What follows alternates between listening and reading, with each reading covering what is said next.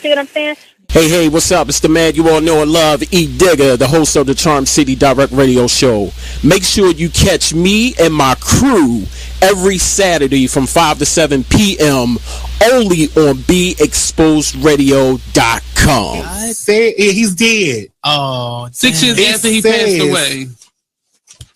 It states she reportedly had heard rumors, but nothing substantial. But then you put the rumors to while death. They were still married. You sentenced the rumors to death. While they still were married, she heard rumors. Right. Okay. Probably all her life she's heard rumors. Like you're dating, you're dating your dad, right? Y'all look just alike. Okay. I'm like, girl, somebody told me you dating your father. You know, that's what kind of people. You know he gay, right, Percy? Please, why are you laughing at him? Don't laugh at him. Please don't. Okay, let me continue with the story. Oh, man. You are listening to BeExposedRadio.com.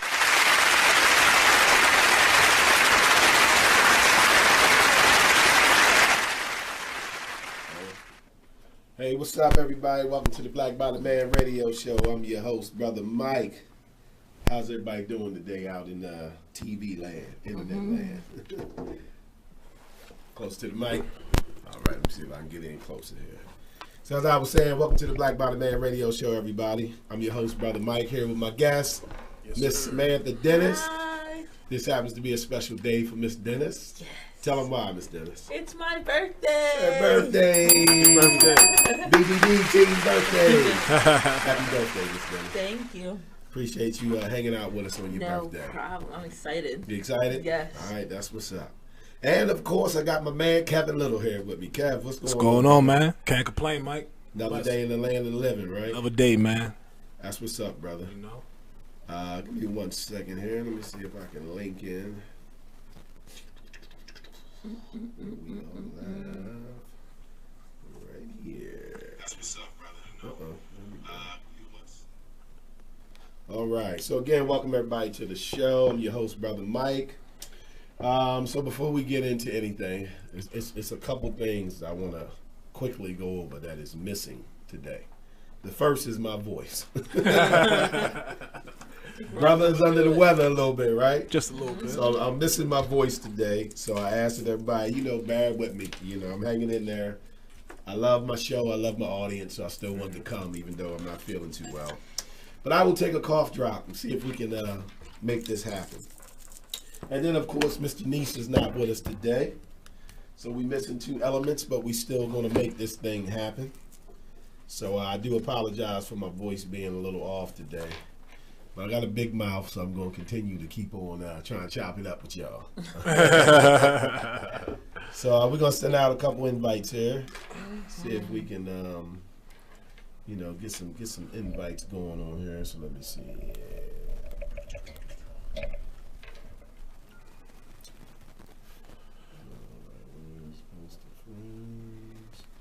There we go. All right, let's send out some invites. You guys all right over there? Yep.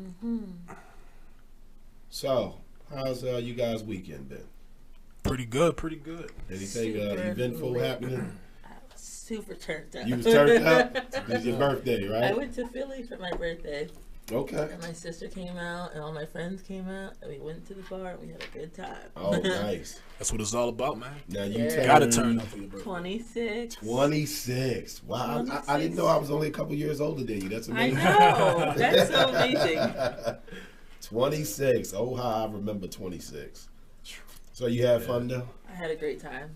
You said you was in Philly? Yeah. Okay. And you was partying with your sister. That's how you do it. Yeah. You know what I mean? Party with somebody you can trust. You know what I mean? And go, end of the night, you can make it home safe. I was definitely. Because you plan on getting tore up, right? So you want to be around some people you can trust. Definitely. That's what's up. Well, I'm glad you enjoyed your birthday. I mean, that's what's up. You only get 26 one time, right? So you definitely got to enjoy that.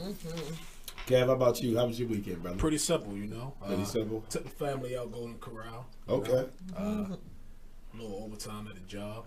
Okay, money. I took it easy, made a little money, laid back. My team got a win yesterday. You know what I Okay, mean? who's your team, brother? Ravens Nation. Okay, I'm with you. Yeah, man. Ravens Nation, right here.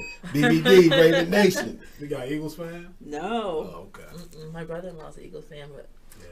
come from a Patriots nation. Oh, Lord. Patriots, Tom New Brady. England. Oh, I wish I'd have known that. I'd have bought your ass a bowl of clam chowder for your birthday. New England. I like New clam England. chowder. Yeah, I so bet it's you fine. do. It's cool. that's what's up, man. So weekend was pretty good. Yeah, my weekend was okay. You know, other than getting sick, but I went to go see Dr. Anderson. I'm sure you guys have heard me mention Dr. Anderson before on the show. You know, that's my guy. You know, I see his work as being, you know, mentor type work, and I read his books and watch his videos. So he was actually here in Baltimore at Pleasant Hope Baptist Church, I believe it was. Yeah, off of East Belvedere. Okay. Yeah, off of East Belvedere. So I did that on Saturday night, and that was cool. It was nice to see Dr. Anderson. I've admired this man for a while, and I tried to incorporate his teachings into some of the things I do with BBD, and his work actually inspired me to come up with BBD and so forth and so on. So in honor of that, we're going to do a show today based out of Dr. Anderson's second book called Powernomics. And in Powernomics, he's got 3 impediments that he feels is preventing us basically from moving forward, right? So the first impediment is maldistribution of wealth. The second impediment is inappropriate psychosocial behavior patterns. And that's the one we're going to do That's a today. good one. Yeah, we're going to do the second impediment today. Okay. And then the third one is the lack of empowerment plan. Yep. Where he's explaining how, as a people, we don't have a national plan for us. And that's something we need to do. So maybe we'll do that one on another show. But today we're going to focus on the second impediment, which is inappropriate behavior problems. Inappropriate socio behavior problems, to be exact. But in a nutshell, inappropriate behavior problems. So I thought that would make a good subject. I love giving Dr. Anderson's perspective because most of the time I agree with his perspective on things, and I think it stimulates great conversation. So just off the top of the head, right, before we even dive into it, when you guys think about inappropriate behavior amongst black people, like what are some of the things that come to your mind? Before we even do, I just kind of want to brainstorm a little bit to see what do we even see as inappropriate behavior. I think the stereotypical black people behavior is what I tend to think of. Like, it's sad to say, but black people do act black. Like when they do certain things, we like, definitely got a stigma. Yeah, getting loud in the stores when you're not happy, or being Okay. rude to a server. Like, there's typical black people behavior that I don't agree with. So it's inappropriate. It's inappropriate. Inappropriate behavior. Okay. I agree. Yeah.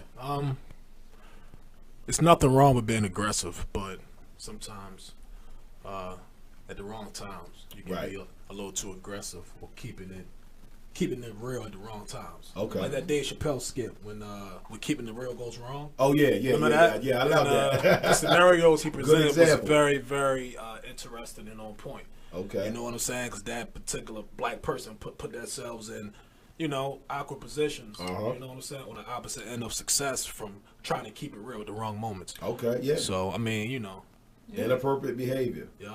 So let me ask. So being that there are like pretty much hidden guidelines of like how black people, as a people, we feel like we should be acting. So when we think of inappropriate behavior, we're basically thinking that these people are going outside these guidelines. Like as a black person, they're already looking at you in a stereotypical way. So the last thing you want to do is support Play it. into that. That's what you were getting at, right? Yeah. Okay, yeah, I definitely get that. For me, just off the top of my head, and of course, Dr. Anderson's going to go much deeper, but I see inappropriate behavior as, things like if I go to the females, now I'm a man. I don't mind watching videos of females twerking and showing their assets, right? That's just the man in me, right? But Nature. it's not something I want my daughter doing, Right. my sister, my mother, Right. my lady, girlfriend, or whoever, right? So to me, again, as a man, I can appreciate it because I'm shallow.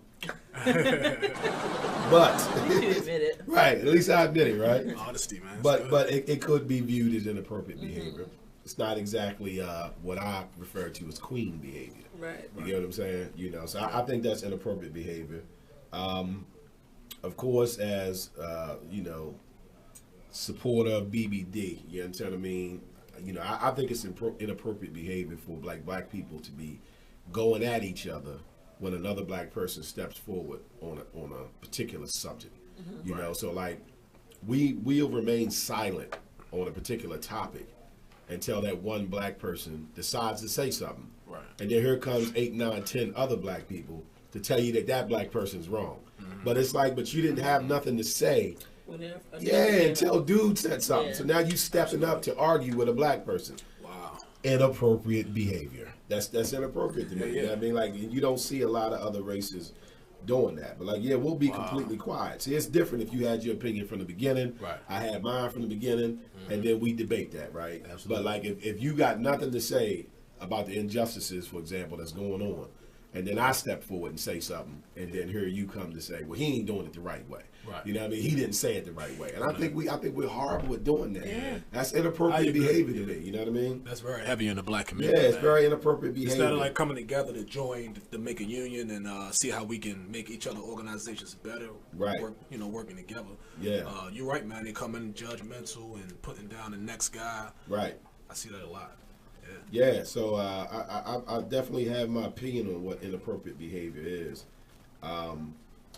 During our last show, we won't go into details, but we actually had someone from another radio station plug their radio station during my live show.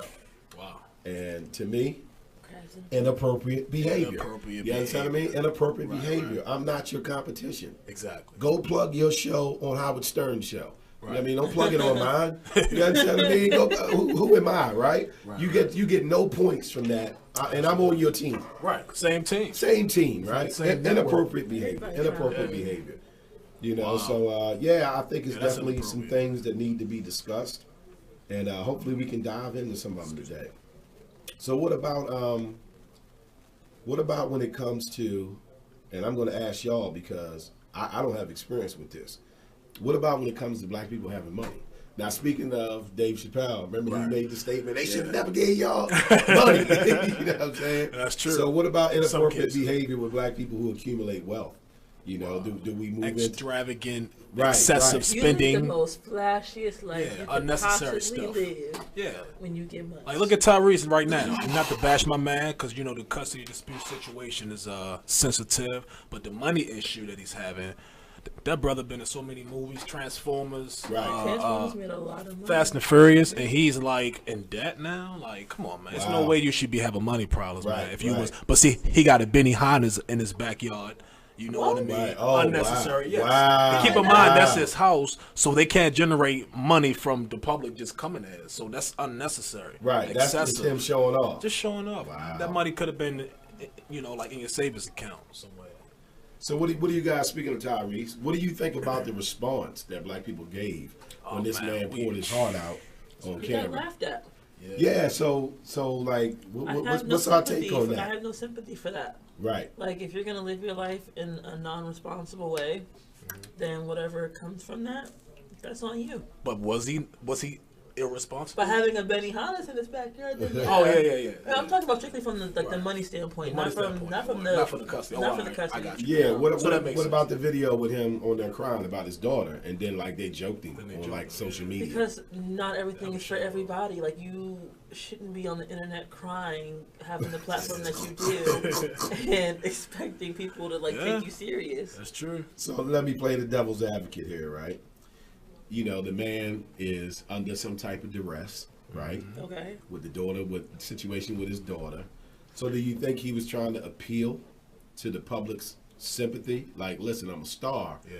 But this is what's going on with me. I'm you know, because like He's human too. The way that I kind of looked at it, at least one perspective is like he was coming at it like they treating me just like they treat y'all. Right. Yeah, that's the what I got from because it. Right. celebrities think And that I'm a they're celebrity. I'm above not all supposed to go through this, right? Yeah. So yeah, I believe he was interesting. right. I believe he was using his platform to bring to light what's happening across America to a lot of different men. You know what I'm saying? The same situation happened, so I think he was trying to bring light to it. Okay. Get a little sympathy. Maybe he made a fool of himself in the process. And people shallow, so they're gonna talk about you. Yeah, he was very emotional. You know what I mean? He was. Crying. He would have went about it a different way. Yeah. Like he shouldn't have shed tears. I respected it more, but that it was definitely extreme. You know what I mean? And I tried to look at it from the perspective evidently this man must really be going through something, right? Mm-hmm. Yeah. But at the end of the day, this is something that we as black people, especially black men, deal with every day. Every day. That system. It doesn't help us to make videos, Crying. Crying. He was real tears. Oh, man. But he blamed it on a depression medication, which is another thing within itself. It was a reaction to that it was. Yeah. My man, they said they spoiled. They spoiled, yeah. I agree. Because he put that out there like he was announcing, some type of disease that was about to take over the country. When I seen it, and I'm like, okay, Tyrese must be saying something serious. Right. So then when he was on there crying about his daughter, I'm like, changed the way he looked in my book. All the people must be like, oh, Tyrese, and now he just some sucker that was crying. So I'm sorry. You can't take that back. He said Tyrese was the thug R&B from Compton up to Baby that Boy, point. look, everybody thinks of Tyrese and think of Baby Boy, just thorough, and Right. Now he just some sucker that cries. Oh man. He got mad too. He put a video out afterwards, he did talking about, man, y'all try to clown me, I'm just showing my emotions. Yeah, he's too emotional. Right, that's how it happens though, right? Yeah. That's how it happens. So I thought that was interesting though. All right, so we're gonna break off and go to our first commercial break. Again, I'm Brother Mike, the Black by the Man Radio Show. I apologize for my voice today, everybody, but bear with me. I'm gonna hang in there and I'm gonna keep on running my mouth. So we'll be back after the first break.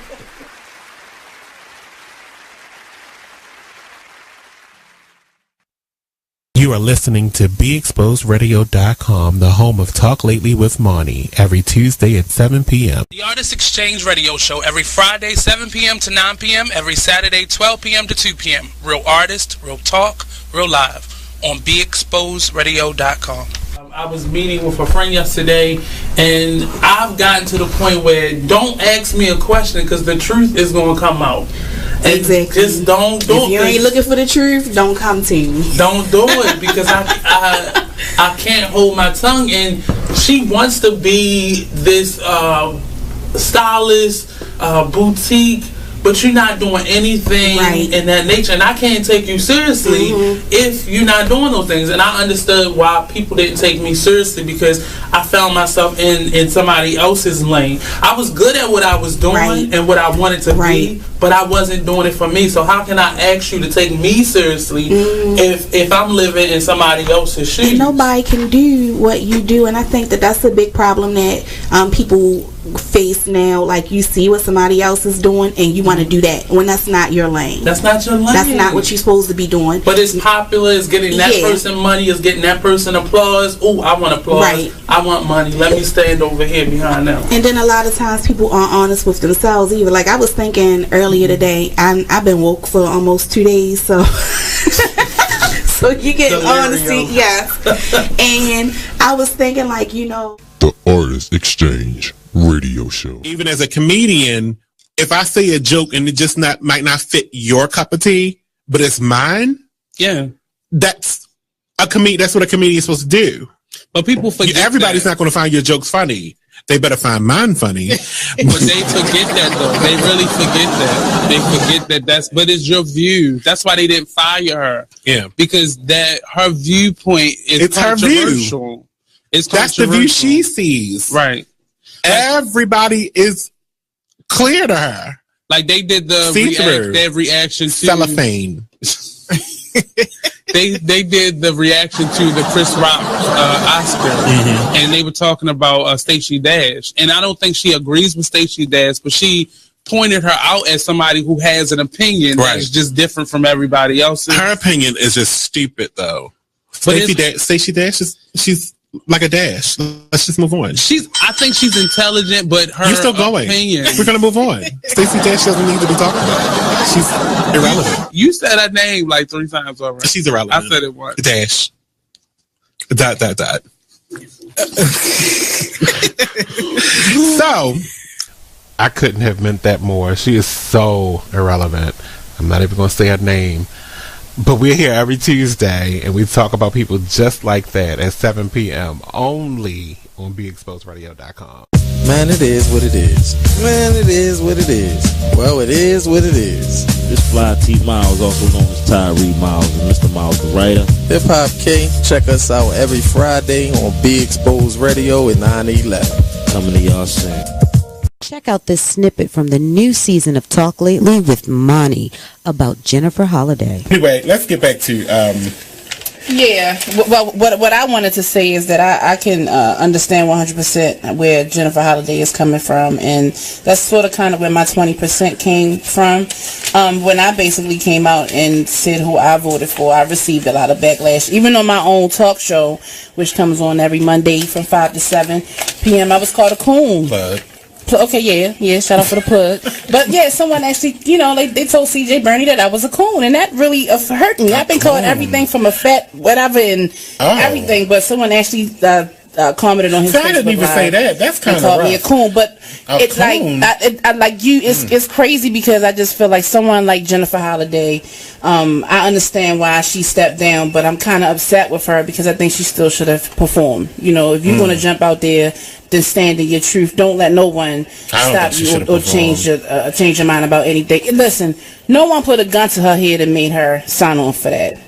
But it just seems like, she was basically, she was bullied. But see, the thing about it is they will put a gun to her head to not do it.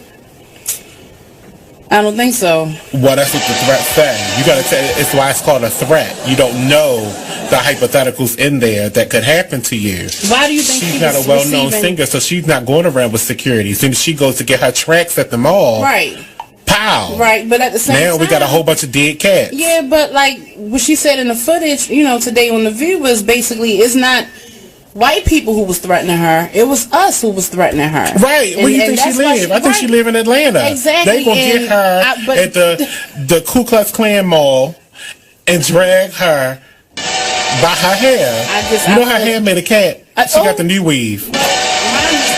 I don't have Jennifer Holliday money, honey. I don't know what it might be because it's. I don't got Jennifer Holliday money, but me personally, I feel as though like I said, once I kind of came out, and even being on this show, because I'm pretty sure the headline says Trump supporter, I'm putting a lot of myself out there. You know what I'm saying? So I get it. Every Tuesday at 7 p.m. only on BeExposedRadio.com. You are listening to BeExposedRadio.com, the home of Talk Lately with Monty. Every Tuesday at 7 p.m. Check out what you missed on Be Exposed Radio. Listen to Elizabeth Warren talking about Black lives and Black life. You are listening to BeExposedRadio.com.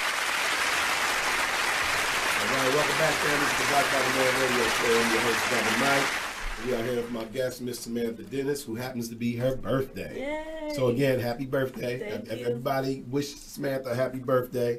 You can text in, you can call in at 410-702-5657. That's 410-702-5657. Participate in the conversation. Wish Samantha a happy birthday. Keep it rocking. And we also heard my man Kevin Little. Yep. Yes, sir. Always a pleasure, man. So we're talking about inappropriate psychosocial behavior patterns, according to Dr. Anderson in his book Powernomics. Yeah. And that is the second impediment that he says that stops black people from moving forward, right? Yep. So let's go ahead and get into it. Okay, so he says the conditions of black Americans cannot be totally blamed on white society's structural monopolies. The second impediment to empowering black America is inappropriate behavior among members of its group. Their inappropriate behavior patterns stem from distorted vision. They are conditioned to be colorblind. They neither want nor like being black. Right. Deep, right? That's a little deep.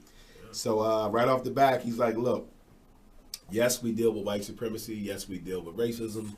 But we also can't blame everything on that. Right. Exactly. We got our own things we need to deal with, right?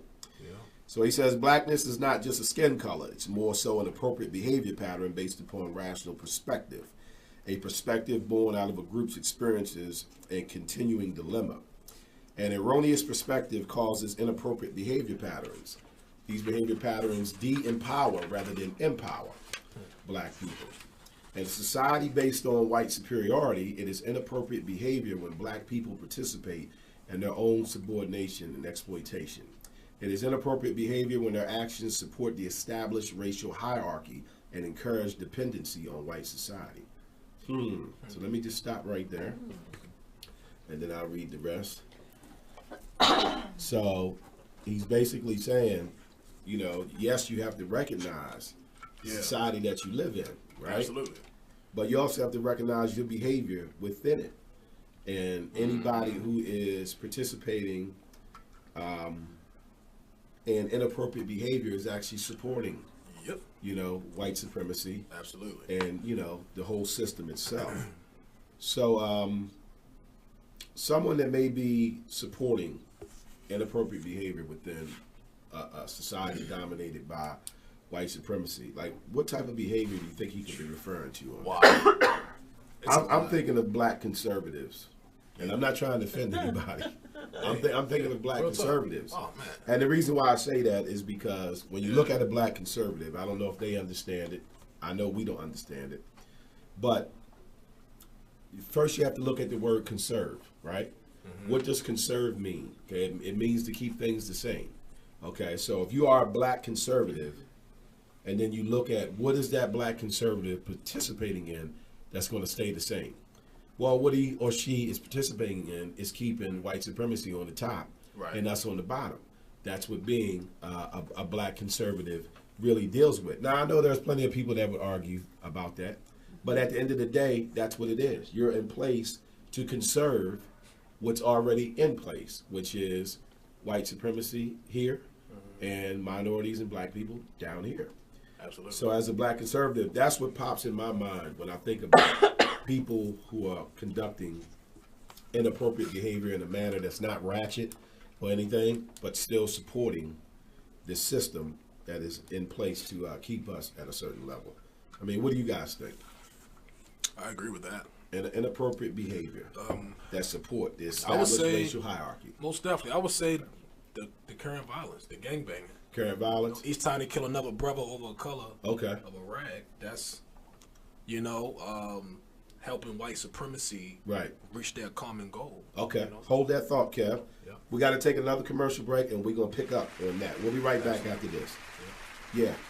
Hey everybody, check out what you missed on the one and only Be Inspired radio show. So since we're talking about the book, can you give people a synopsis of what the book is and what's the name of the book again, and then what it's about? The name of the book is From Trial to Afflictions. More than one, because there were more than one afflictions. Yes. The book is talking about, actually, it's my life story. And I have to add in there that when that prophet told me, he said, tell your story, write the story. He said, and God said, tell your addiction. Now, see, I'm not going to tell the addiction because you have to get the book to read it. But it was about deliverance. It was about all the, trials and tribulations we go through. People that come into our life, even people that come to try and break you down or draw you down so that you can't stand for God or worship Him through your situation, because that's the adversary using them. We have to know that. But through it all, I was still praying and fasting. I needed help from God. I really did. I needed help from God to see me through. And for anyone that's going through, I say that this book is about different afflictions. Yes. Going through them, how you get through them. And I had a sister pushing me too, praying for me. I thank God for that again. Yes. But it also talks about deliverance. There is deliverance in the process. Yes. And you have to be willing to see yourself first, to know that you need deliverance. Yes. Tune in to Be Inspired every Wednesday live at 7 p.m. right here on BeExposedRadio.com. You are listening to BeExposedRadio.com.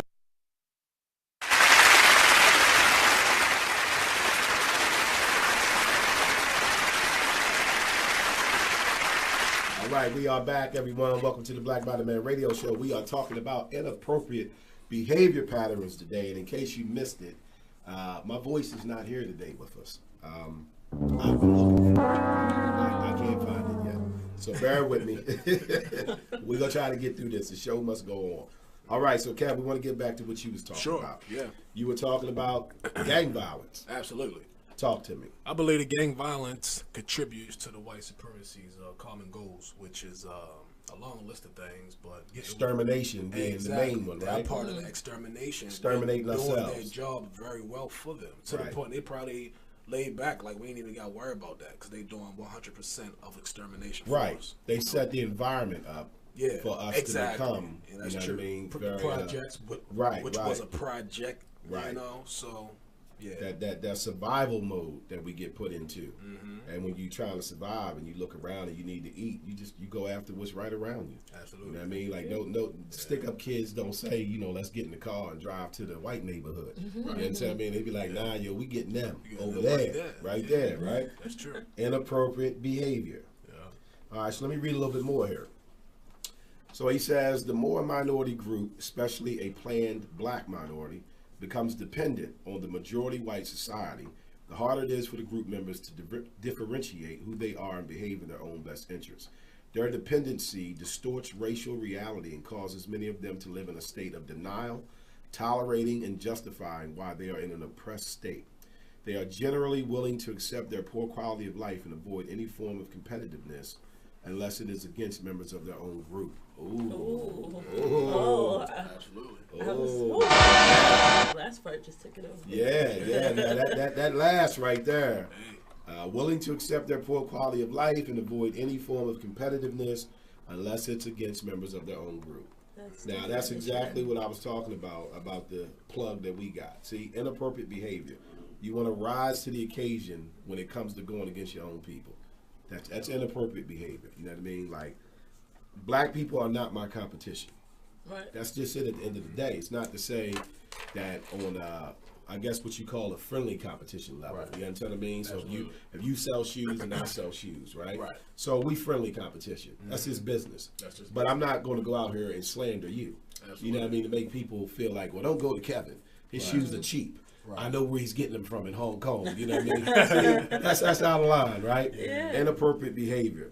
So can you guys think of any examples where like black people are willing to avoid competitiveness unless they are competing against other black people? You see it every day. Like, people that live in like a project area, you're complacent with being where you're at. You're in the hood. You know what it represents to live in a certain area. But you become so complacent and just accepting life for it is what it is. But the minute you see Johnny from down the street moving out, it's like, oh, he doing something. So now I gotta, come back with it and beat Johnny or do better, just so that you don't seem like the last on the list. That's what it is. Competing with people right in your neighborhood. Just so that you don't seem like you at the very bottom, but you doing more than so and so. Okay. That's what it comes down to. Yeah, I tend to see it a lot, especially in, like I was saying earlier, when you have situations and, you might not have too many black people speaking on the situation. But then when that one black person does, here comes the other black people to tell all the rest of the black people, he's not doing it right there. Right. And it's like, but wait a minute, you wasn't doing it at all. You wasn't worried about it. Right, you wasn't worried about it until you saw me do it. Wow. So I definitely think that that's inappropriate behavior. And I think we experience inappropriate behavior even amongst each other when it comes to business. Because we'll go buy something from another race with no questions asked. Quick. Yeah. Drop it down. Won't question the price of anything. Right. But when it comes to dealing with us, we become very critical. Want a discount. Right. Want a discount. The food wasn't seasoned right. You understand what I mean? They took too long to deliver it, so forth and so on. So again, that competitiveness that arises out of looking at your own people and saying, I'm going to outdo that person. Now, I like Mr. Neely Fuller, and you can find him on YouTube, and he speaks about this, and he speaks about how as black people, we don't understand that competing with each other doesn't move us forward. Like we have to be on the same team on many levels in order to have an effect that's going to affect the whole community. But as long as I'm just trying to outshine Kevin, and Kevin trying to outshine me, we not even seeing that there's somebody above us outshining us. Both of us. Both of us We together. can come together and beat that one, the person Right, at the top, basically. right. Yeah. And that's what everybody does with us. They come together and, beat us out. There's nothing wrong with being for your people. I think that's what people get it mixed up with. Right. As if that comes off as being racist or discriminatory. Like, right. There's nothing wrong with being for your people because other races do the exact same thing. Right. The Asians do it for damn well. Yes. They don't go outside their race for They're for not very apologetic much. about it. No. Yeah, they don't go out their race Straight for really anything. No, because like you were saying, all the other races understand that playing for their team does not make them hateful towards another team. It just means I'm on, Team Asian or Team Black. So this is who I play it's for. common sense to them. Yeah, it's second nature, right? But to us, we've been programmed a certain way. So my experiences with black people, when I say we have to start playing for the same team, they think I'm being racist, which is just, oh God, this is so disturbing. You know what I mean? So disturbing. It's a big thing nowadays. Because go ahead. Calling black people racist is a big thing nowadays. Oh yeah. If you say the wrong thing, that's pro-black or whatever the case is, you're called like a black racist, man. It's crazy. Racist and a hater, right? Yeah, exactly. So that's the other thing. Like we're to a point now as black people. Anything we say we dislike, you hating. Yeah. Everybody's not hating. Did you see the video on Facebook where it was a Caucasian woman? She went into Taco Bell and was asking for fries, and it was a woman of color that told her, like, it's Taco Bell, we don't have fries. And she was like, I've never felt so discriminated in my life. Right? This is so racist. Wow. And I'm thinking to myself, like, lady, you have lost it. They throw that card up. Yeah, like, right. Every time she was high as hell, damn wrong. Right. And she kept asking for fries even after the girl told her, we don't sell fries. Wow. This is a taco place. Yeah. Now this was a Caucasian woman. Yes. Yep. Now see, for me, that's the white supremacy in her. Yeah, exactly. You know what I mean? Where they're not used to being told no. Exactly. You get what I'm saying? By certain people. Yeah. Right, by certain people. So it's almost like, how dare you tell me there's no fries? I feel some kind of way for her even saying that she's being discriminated against. Like, you've grown up in a society that's built for you to win. Like, for you to face any sort of, or think that you're being discriminated against. Right. How dare you? Right. Like, how dare you say that? Right. Well, their skin is very thin. I definitely learned that through some of the teachings I received from the elders. And actually, it's a white woman I learned that from, too, Jane Elliott, if you guys ever seen her on Facebook or whatever. But she speaks about how, and this is a white woman speaking on it, right? But she speaks about how, like, white people can't even handle 1% of what they dish out to black people every day. Oh, hell no. You get what I'm saying? Right? They can't even handle, 1% of that. If you're unfair to them just a little bit, they go off, man. They go off. They don't play that. Now, she was known for that experiment that she had, that she did with the color eyes and all that. Is that the one that had the classroom? I think I did see her. She goes. She made a little girl cry, didn't she? Yeah, she made that girl cry. I forget what she was talking about. I forgot how she made it cry, but it was crazy though. Yep. Yeah, because she made her realize that her actions, she's really racist. Yep. You get what I'm saying? And she didn't want to believe it. She did not want to believe it. She did not want to accept it. Yeah. But she told her, no, your behavior is racist. Now, the part that I really liked was when the girl got mad, right? And then she stormed out of the classroom. Right, it was crying. She said, "If you leave, don't come back." Right, and then the girl came back, and then she was like, "Oh no, you're not coming back in there." She like, "See, that's the white supremacy in you. You think you can do what you want. You think you can interrupt the class, act a fool, cry, storm out, walk out, and then when you're ready to come back, then you come back." She said, "Absolutely not. You get out of my classroom." Straight up, I was like, "Whoa!" And the comments was going off. People was like, "Oh, that was so funny." They was bashing the teacher, calling her all types of names, and the comments, of course, you know what group was bashing her, of course. Right. And, it was crazy. Yeah. So right there, she's explaining inappropriate behavior from them. You get what I'm saying? And I know today we focusing on us, but still, it's there, right? So let me see. The more minority group, especially playing black minority group, becomes dependent on white majority society, the harder it is for the group members to differentiate who they are and behave in their own best interest. Okay, I think what he's saying here is because, we are in a white supremacy society, that is distorting what we see as appropriate behavior. Do Do you get what I'm saying? Because our behavior patterns are being based off of this society. Right. Instead of us as a people establishing a code. And say, this is how we conduct ourselves. So going back to like you were saying with Asians. Asians have a certain code of conduct. It's not based on the society that they live in. It's based on them, their culture. Exactly. So he's saying ours is being based on that, and that's causing confusion. Wow, that's deep. That is real deep, right? Yeah. So I'll read on. He says there are many types of inappropriate behavior, ranging from the classic Sambo, and then he quotes a Sambo is a black person who betrays his own race to gain personal profit for himself, right? To a militant with an attitude of blacker than thou arrogance. Inappropriate behavior is the manifestation of the intentional softening of the competitive impulse in an individual or group to the point that everything is strutted upside down and backwards. Okay, so he's saying inappropriate behavior is softening our competitiveness.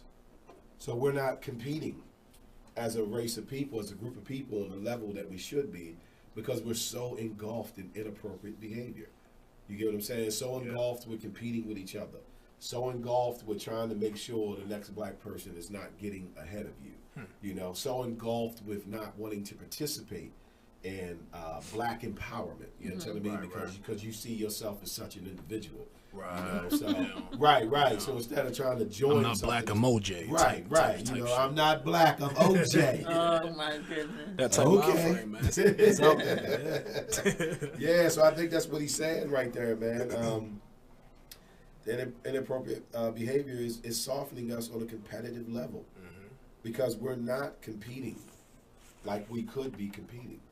You know, like we are an awesome, exceptional race of people. Right.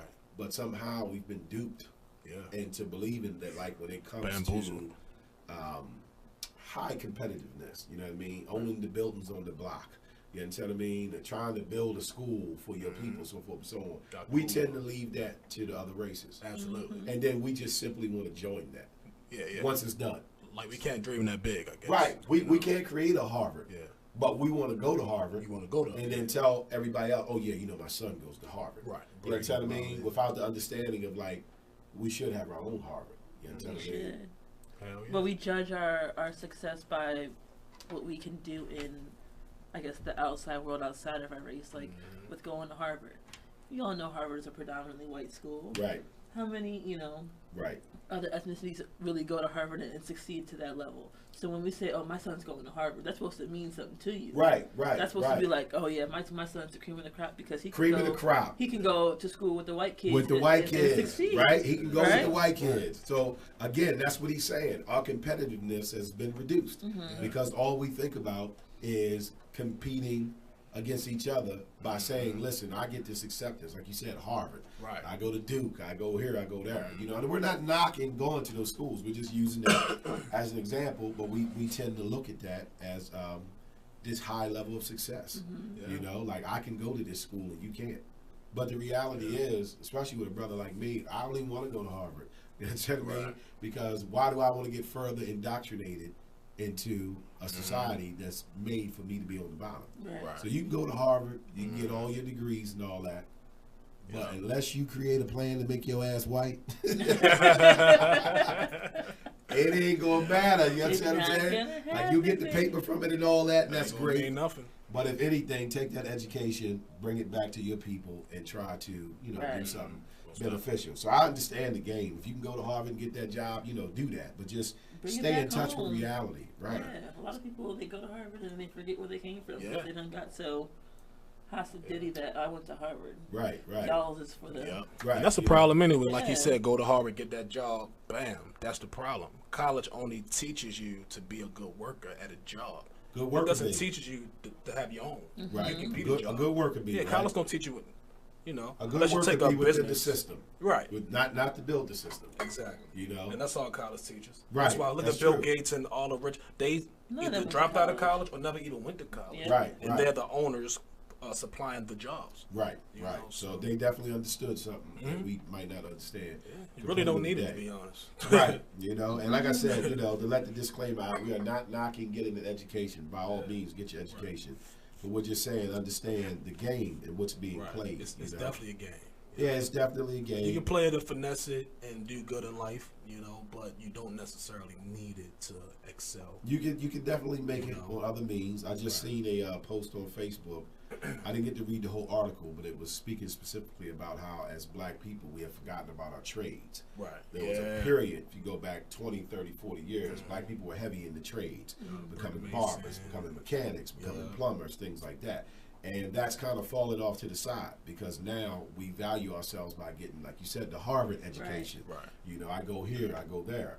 And in all reality, that is all designed for you just to be an employee, whereas that plumber, that barber, may actually open a business. They can have your own. Yeah, it may actually open a business that can bring in, you know, other people. And like my man, Mr. Neely Fuller says, when do we wake up and stop bragging about the shit that white people taught us? Right?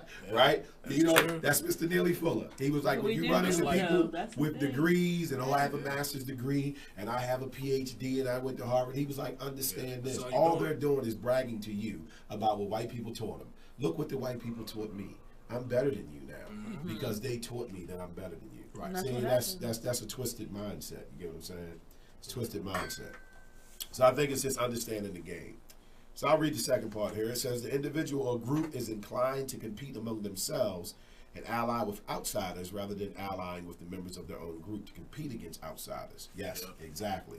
So we would much rather link up and compete on another team against our team. Against our team. Right. Rather than being on, you know, your team and competing against their team. That's sad. It's very, very sad. And, you know, there's a rhyme and reason for it. You get what I'm saying? Because, you know, the psychological warfare for 400 or 500 years. But I still think it's great to have these type of discussions. All right, so we're going to go to our next commercial break. We'll be back. Black by the Man Radio Show, brought to you by blackbytheman.com, only at The Exposed Radio. We'll be back. Crystal Renee Radio Show. We call them pen pals in my family.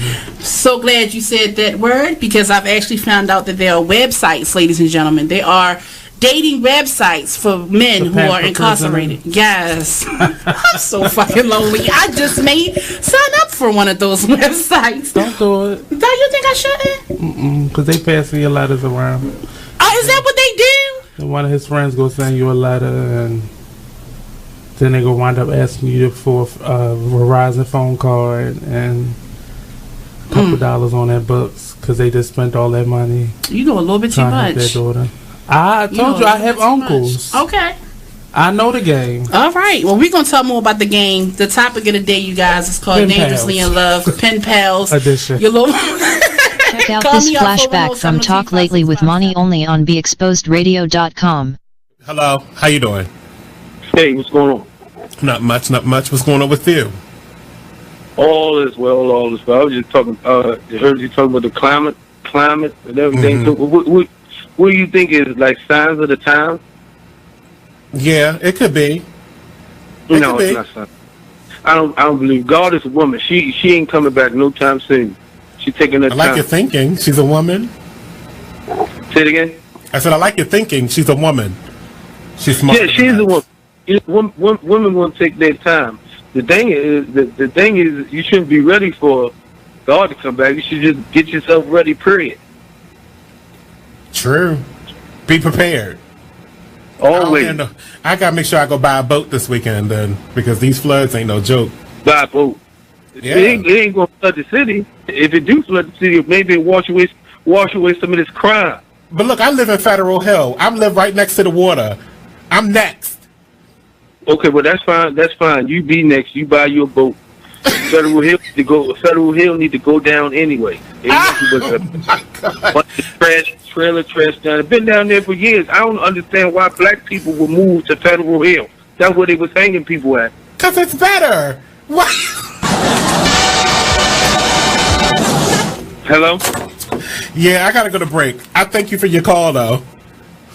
Don't thank me. Thank them white people you live next door to. I will as soon as I get home to make sure she swept up front because I'm on it. Perfect. You better hope they ain't got no damn rope in their backyard because they hanging us.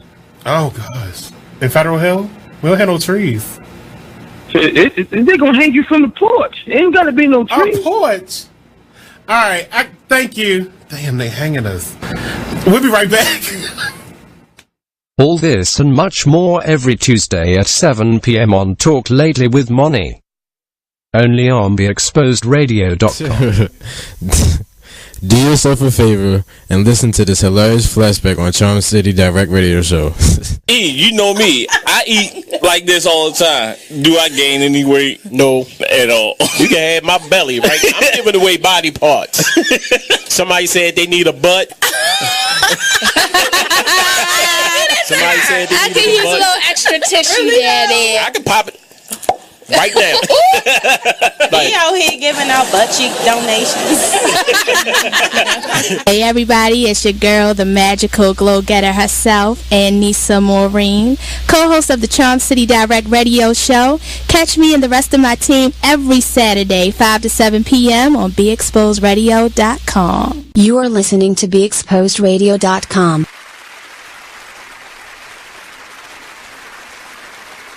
Welcome back, everybody, to the Black Body Man Radio Show. I'm your host, Brother Mike. Today we are talking about inappropriate psychosocial behavior patterns of black people. So basically, inappropriate behavior patterns, right? And we're going to keep moving here, and I'm going to read this part out of Dr. Claude Anderson's book, Powernomics. That's what we're operating out of today.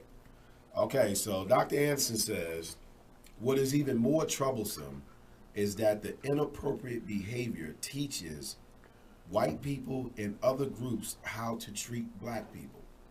If black Americans want to change how they are treated, they must change what they are teaching their competitors. Now that's deep. Wow. You understand what I mean? That's deep, you know? We don't demand that respect. Right. It's a collective group. So, you know, he's saying when they're watching us as a people and seeing how we treating each other, that is teaching them how they need to treat us.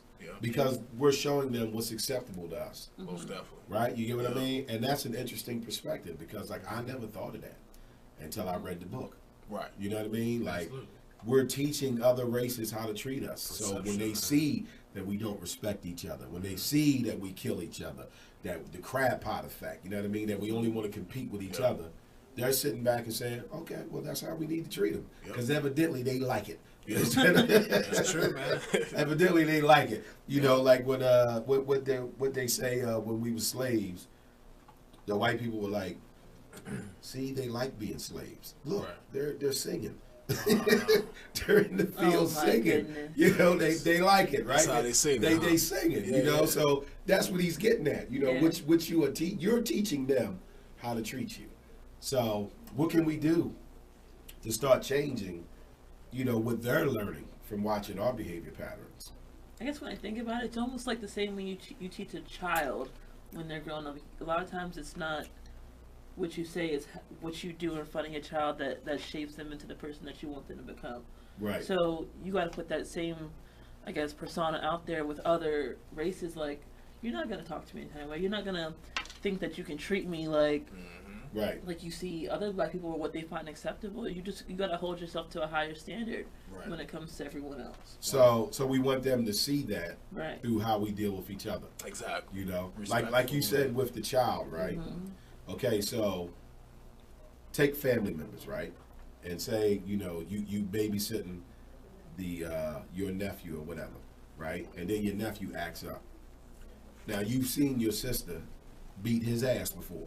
You understand what I'm saying? Yeah. Okay, so she taught you, how you doing? She's teaching you, this is what you can do. Mm-hmm. You get what I'm saying? So when the child does something that's inappropriate, and you thinking, you know what, I should whip his ass for doing that, right? Right. You're going to refer back to what you was taught from your family member when they dealt with him. Mm-hmm. So if you know that child can handle that, you know what I mean? That's going to encourage you to beat that ass.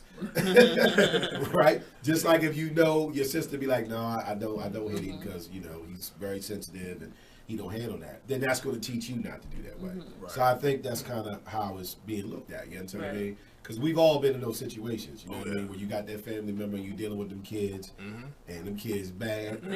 Right, and you like, see, that's the problem. She don't be whipping their ass. Right. They keep bringing them over here, though. I'm going to beat their ass. They keep acting up over here, right?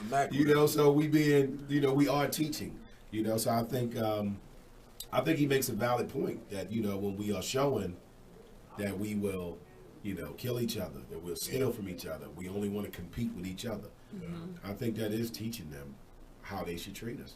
Because even with all the stuff that goes on with the police and the black community, it's always the argument of, well, they kill each other anyway, so... That's the first thing that comes out their mouth. That's the first thing they want to say is they kill each other anyway. I'm tired. So why y'all mad? I'm tired of hearing it, man. Yeah, like, so they say am I. it so much. Like, well, you guys kill each other? Right. What the hell? Like, we're giving them the excuse. The excuse. You understand what I mean? We're giving them the justification. You know what I mean? Because it is hard to argue that. It is. You know, it's hard to get past that. It is hard to get past it. You gotta be packing something knowledge wise to combat that. Now I wish they would say it to me. Oh my goodness. I got something for you. Because I know the percentages. Yeah. I know that 84% of black people are killed by black people. Right. But 90% of white people are killed by white people. You know what I mean? Yeah, you know, so the statistics will tell you that ain't nothing different going on with them. But we do got to take in consideration the image that we're putting out to the other races. You know what I mean? Yeah. So it looks like we up on another break. We on another break, Nate? Yeah, I think we are. Going to break? They can't hear me. Breaker 19. We going to break? Okay, all right. So we're going to go to break again. We'll be back.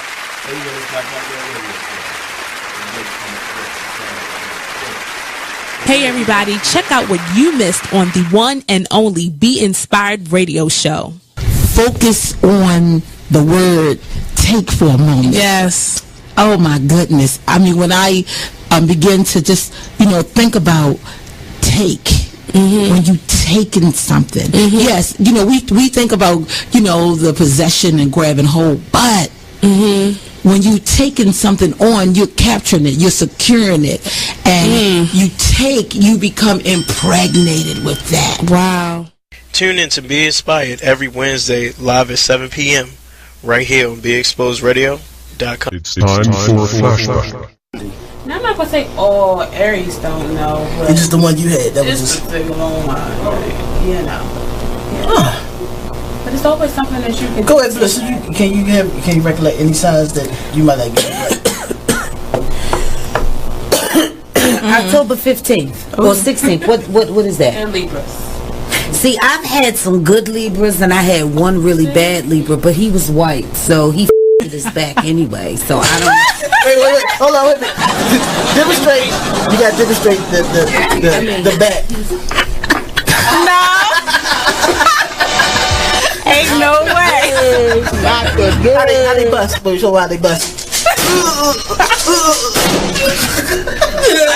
And then want to cry afterwards. I mean, what the is the point of the tears? I mean, I can see you shake, and shake it off real quick, but you crying? Out of here. What was he crying for? Cause baby, this make that. You ready? I got that good nasty bitch. The shame. Oh shit. McLean's Couch every Tuesday at 9 p.m. Only on BeExposedRadio.com. You are listening to BeExposedRadio.com, the home of Talk Lately with Monty, every Tuesday at 7 p.m. Hey everybody, this is your girl, the one and only Thick Cows. Check us out every Saturday from 5 to 7, only on BeExposedRadio.com. With our parents, they gotta have the best of everything, or when you go to school you gonna kill them. Yeah, you know what I mean? And then you look and it's like, did you have it like that when you was in school? Nah, girl, my parents, I had to go to school with stuff, old tennis shoes and stuff like that. I ain't gonna let my kids go there, but a decent pair of tennis shoes, a decent slacks, whatever. I'm kind of glad that they did the uniforms. Oh my God, they did the uniforms right while I was leaving. They did, right. They did the uniforms. It was like 2 years behind me right after I left from school. And I'm like, oh man, it saved a lot for our parents. It helped the parents a lot. But still, they still found the way to live vicariously through their kids. Yeah. Because like with my daughter's school, when she was in school, as long as she wore the shirt, the school shirt, she could wear any pants. Or as long as she had like the cardigan on, the school cardigan, she could wear any outfit. And do you realize, like private schools, county schools, deep county schools, they've been in different towns. They already been wearing uniforms. Even when you watch like an after school special, they have on uniforms. We're the only ones in the urban areas that did not have on uniforms. Yeah. We still were. We was late getting We them. were super late. Yeah. Hey, what's up, good people? It's the man you all know and love, E Digger. Make sure you check us out every Saturday from 5 to 7 p.m. Eastern Standard Time, only on BeExposedRadio.com. Just a Bit Outside radio show. There is one glaring stat that I read about while watching the games over the weekend. New York Yankees went 22 straight innings with at least one strikeout. Really? That's a major league record for the postseason. Wow. Yeah. That's an interesting statistic. It is, you know, and then when you think about it, it's like, okay, you know, that, to me, that's like a big reason why, you know, they're losing right now. Even as a comedian, if I say a joke and it just might not fit your cup of tea, but it's mine, that's what a comedian is supposed to do. But people forget everybody's not going to find your jokes funny. They better find mine funny. But they forget that, though. They really forget that. They forget that but it's your view. That's why they didn't fire her. Yeah. Because her viewpoint is controversial. Her view. That's the view she sees. Right. Everybody is clear to her. Like they did the reaction to cellophane. They did the reaction to the Chris Rock Oscar. You are listening to BeExposedRadio.com. Welcome back, everyone, to the Black Collar Man Radio Show. We are talking about inappropriate behavior patterns.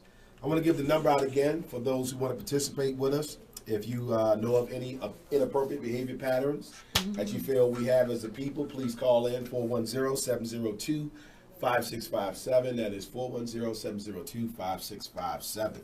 So I'm going to read a couple of the comments here because I want to thank everybody who's tuning in with us and participating with us today. All right, let's see what we got. So Miss Deborah Dennis Williams says, we must learn to love and support each other. Yes, Miss Williams, I definitely agree with that. How exactly we can get to that point is probably the more challenging question, but we do have to learn to do that. But after 400 or 500 years of psychological warfare, that's definitely an uphill battle. You know what I mean? That's an uphill battle. But absolutely correct. So let me see here. All right, my man Marcus, Mr. Clark. Marcus says we need to change our priorities. Examples like cars, shoes, clothes, outward physical competition with our own, like the bravado or peacock behavior. Okay. It feeds the stereotypes they want us to fill. Yes, so that goes into what we were saying, that we're teaching them how to view us, absolutely, how to treat us, by them watching how we are treating each other. Miss Carolyn Spencer says she's listening. Thank you, Miss Beanie. I'm glad you're here with us. So let's see what else we got here. Go through a couple more of the comments. So Joe Ray, Joe says, and this is going back to the college thing, he says, college is mostly theory. Most of my former students work a trade and do well without college debt. And that's what we were getting at, you know, not knocking college, but just understand it's not the only route. And if you go back 25, 30 years, there were more people pursuing trades as well as college. They had them in schools. Right, because college is not the same no more. You know, like when I was young, what was the 80s? when I was a kid, right? If you got a college degree, that guaranteed you a job. Like most people didn't even have a job that was based on their actual major at college. Right. But the reason why they still got the job is because they knew if you made it through college, you had a certain level of discipline, you understood responsibility, and you understood work ethic. That's not how it is now. It's not how it is today. Today, like, they if can you care go to less college, about your really, bachelor's. Yeah, you really got to figure out the best major to take. You're lucky to find a job in the major that you went to school with. Right. Aside of being like a doctor or a lawyer or something like that. Right. Exactly. Yeah. Come on in, brother Nate. I'm sorry. I'm not gonna say nothing else. This is all the thing I'm gonna say. Come on in, brother. I went to Coppin State University. Okay. Graduated with a theater degree, and now I teach a lot of young people. Now I agree, college isn't for everybody, but I grew up with a great grandmother who could not go to school. Right. You know, her parents were out of slavery, so we're that close to it. So I really don't agree with anybody saying we don't need it. Because I see a lot of young, but see, I see a lot of those Bill Gates and all of those people. They still had families that owned businesses that could give them resources where they could. Bill Gates' parents paid for him to go to school. He didn't get scholarships, so he chose to step out. I got you. And that because he knew what he wanted. Right. A lot of us go to school, whether it be trade schools or high school or whatever, because we're trying to fill a void. I went to college because they needed more black men to be RNs. Wow. Oh, nice. And then they needed more black men to be teachers. You got to represent, yeah. But I don't like blood. I don't like death. And I'm halfway not liking them children all the time. So for me, it took me 1.5 years of wasting money and wasting time for me to find my passion. Right. I think college does two things. One, it educates you, not just about the white people, but that's why we have HBCUs. I don't always agree with going to Harvard or Yale because that's not my lane. But we have to be in a space where we are introducing our children to education because elementary, preschool, middle school, high school, they're not giving them anything. So they're going out into a world ready to live for Sam Walton's dreams or the Kmart family's dream. They're working towards those things. And I read that same article on social media about the trades. Yes. We had to work those jobs because they wouldn't let us do anything else. That's true. So now we have an open space to be able to choose our actual passion in life opposed to just working. Let Sam Walton's children, let Bill Gates' children become our plumbers. They're not going to do that. No, they're not going to allow their children to do that. No, they're not. So why do we have to then fill that void? I agree we need skill sets to help us get through and help us get to our goals. But we shouldn't be made to feel like I have to be your plumber. Whether it's my business or not. I don't have to fill that void because I grew up with a great grandmother, like we all have them, that work. So I have these choices. And I think young people have taken that to an extreme now, and now our elders and the people in the middle are fighting against that because they want us to get back to that, but we don't have to. That's why you fought. That's why people were marching. So I did not have to be somebody's janitor and work my way up and retire, after 60 years of service. Yeah, that's a valid point. So that's the only thing I had to say. I mean, that's all I had to say because I'm a college educated person. I wasted a lot of time. I owe a lot of Sally Mae. But I would never tell I could never, with all honesty, I found me in college. Because I learned how to network. Most of my really good friends are from college. Most of my networking people my first year of interviews were college people that I know. And it just creates a sense of community that we don't have outside of the community. It can replace the gangs. It can replace bad friendships. It really is replacing families now. Like my mentor now was my professor in college. All the connections that I have is because I chose to go to school and it just introduced me to this person. I didn't do the best my first year in school because I was, again, trying to do what my mother said and become this nurse because they need more black, strong men to lift up those patients. And I didn't want to do that. You don't... That's not what you want in your life. No, I But if that's your lane, go down that road. Yeah, I think with education... I think my take is, you're right, we should still get it. We still get it, we need it. I just want us to start recognizing that we also have to apply it to benefit us somewhere. Like, don't just get it and feel like, okay, I got this job. Now I'm good. Well, that's when you're going to school to fill a position, opposed to going to school and finding yourself. That's why, as a freshman, you're not allowed to choose your major until your sophomore year. And I went there like, I'm gonna be a nurse. And the lady kept saying, "What you go for, you don't even end up staying." That's true. I've got a CNA, GNA certificate and went to school, and I've never been a working nurse. Never. Not one time, because I just knew that wasn't I just was chasing a RN paycheck. A RA, I said RN paycheck. And that's it. And a lot of people do that. I know a lot of people that became nurses just because of the paycheck. Most definitely. Which I think you got to have some caring in you to be a nurse. first. You gotta have more than carrying Right. you. You You gotta gotta have a good stomach. Yeah. Right, you gotta have all that, right? Right. You naturally have to have good bedside manner, and Right. it's doctors. I have a friend that went all the way to becoming a doctor, and decided a year into his practice, after owing almost $100,000 in school loans, that he wants to be a singer. Those are completely opposite sides of the spectrum. Right, because I mean, he took all the minors in school, like that was his like free time classes. But you were doing something that somebody else wanted you to do. He has no sense of bedside manner, none. To be somebody's doctor, he doesn't go to the doctor himself. Oh yeah, he's not built for it. That's not he's not. Right. So I mean, that's all I had to say. Well, thank you, Nate. We appreciate you, brother. That's a good point. Nate sitting there with us. Nate is the station manager. For all those who don't know who that was our man Nate.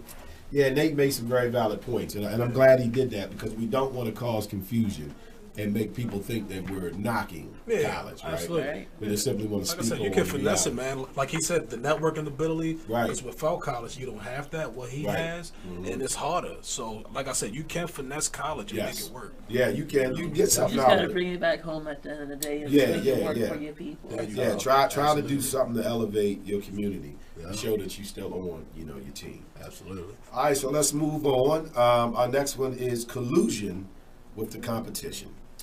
So Dr. Anderson says this type of behavior is visible in coalition building. It is without a doubt the most troubling for the race, because it is a strategy used by so many of our black leaders. Although coalition building is a popular concept, coalitions almost always operate at the expense of black Americans. Even though the blacks themselves are not organized and do not have a stated group goal, condition building encourages them to coalesce with other groups that do have articulated goals, rather than to organize their own group. So did y'all get that? Segregation. That's what pretty much. Well, what he's saying is, when you look at the coalition movement, I think they called it like the Rainbow Movement. I remember that. Going back through Jesse and Al and all them. He's saying that is a mistake as black people, because it's not going to fix our problem. We can't join other groups and then think becoming a part of other groups is somehow going to help fix our group, right?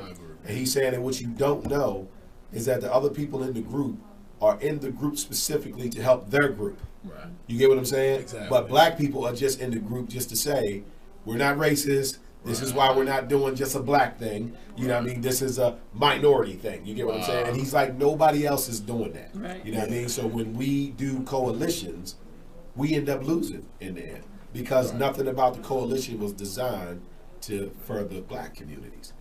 It's just you looking good on the surface when Jesse stepped forward, or Al.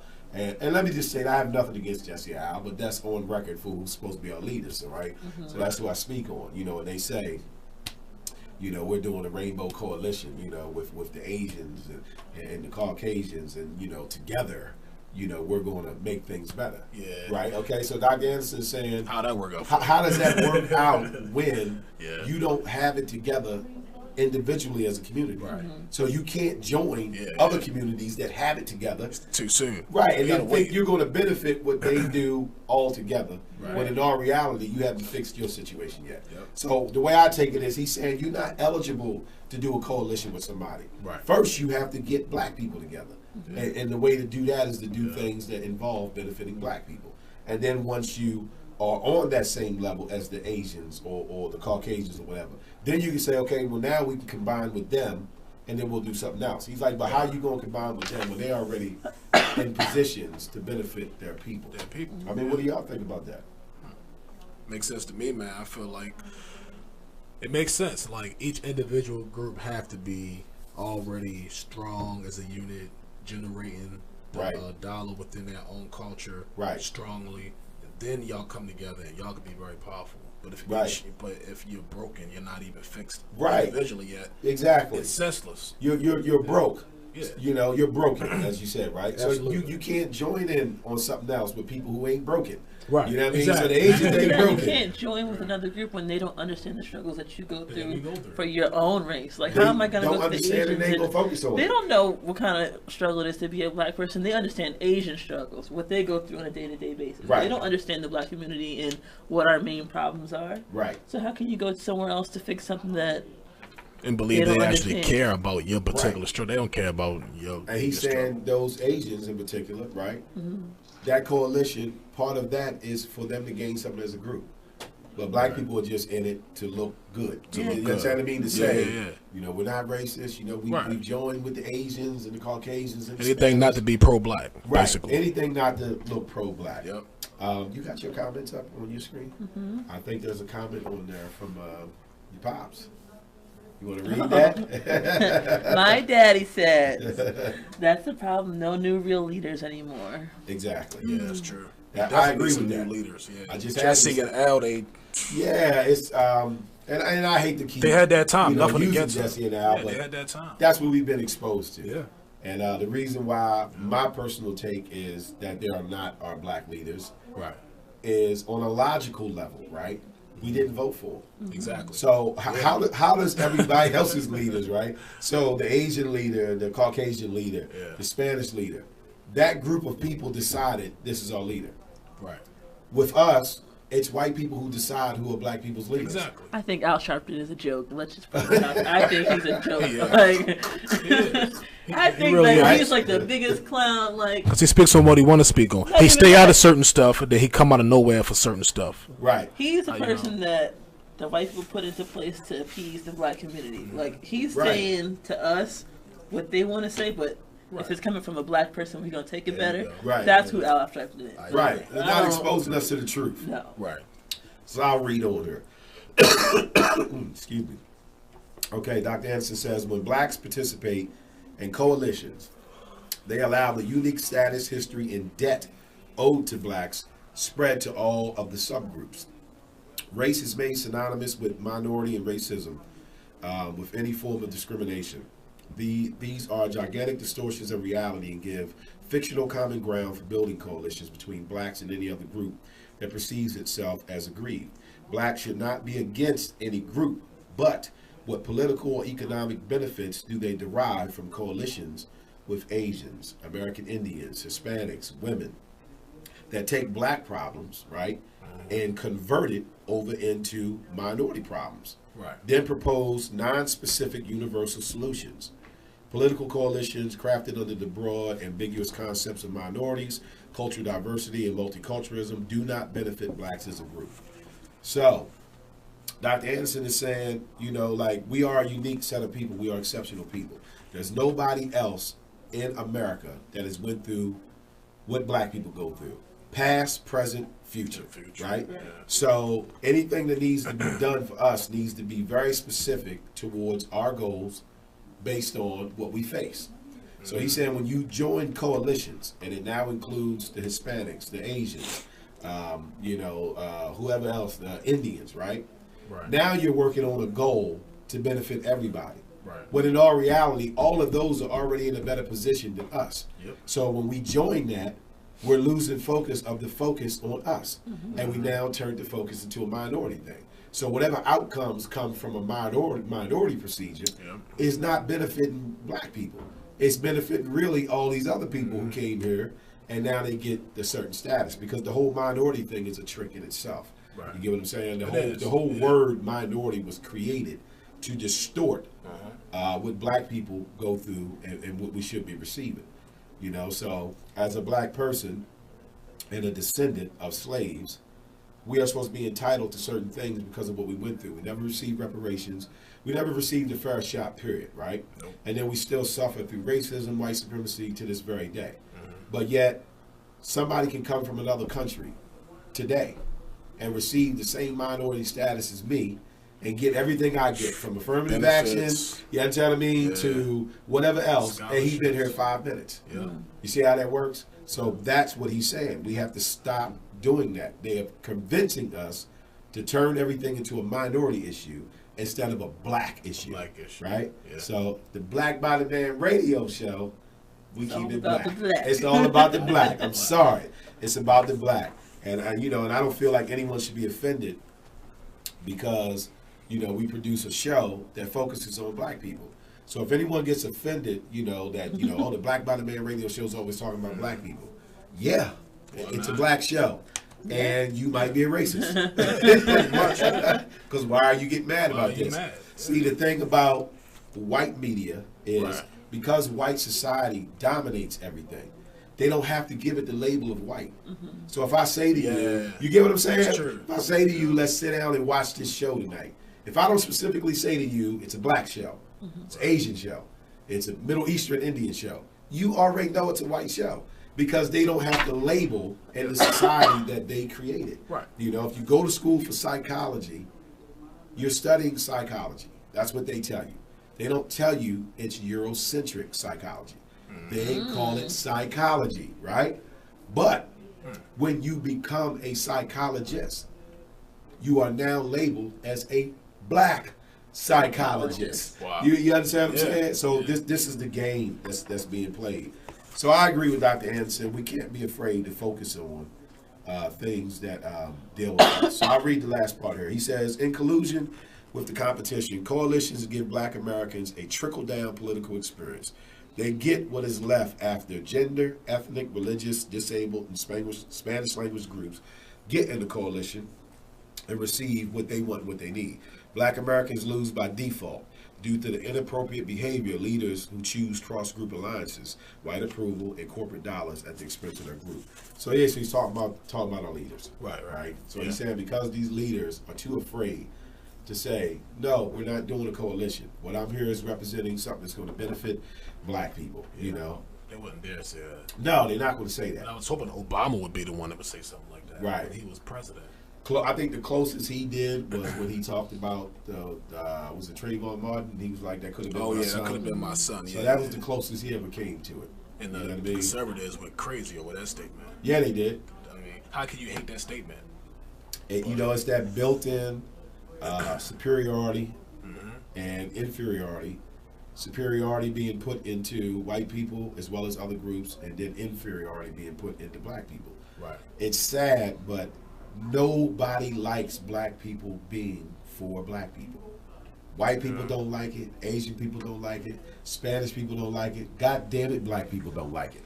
Now, that's bad. That's bad. Black people don't even like it. Like, you can make black people uncomfortable, nervous by talking about black, just being too black. You know what I mean? Just being too black. Real talk.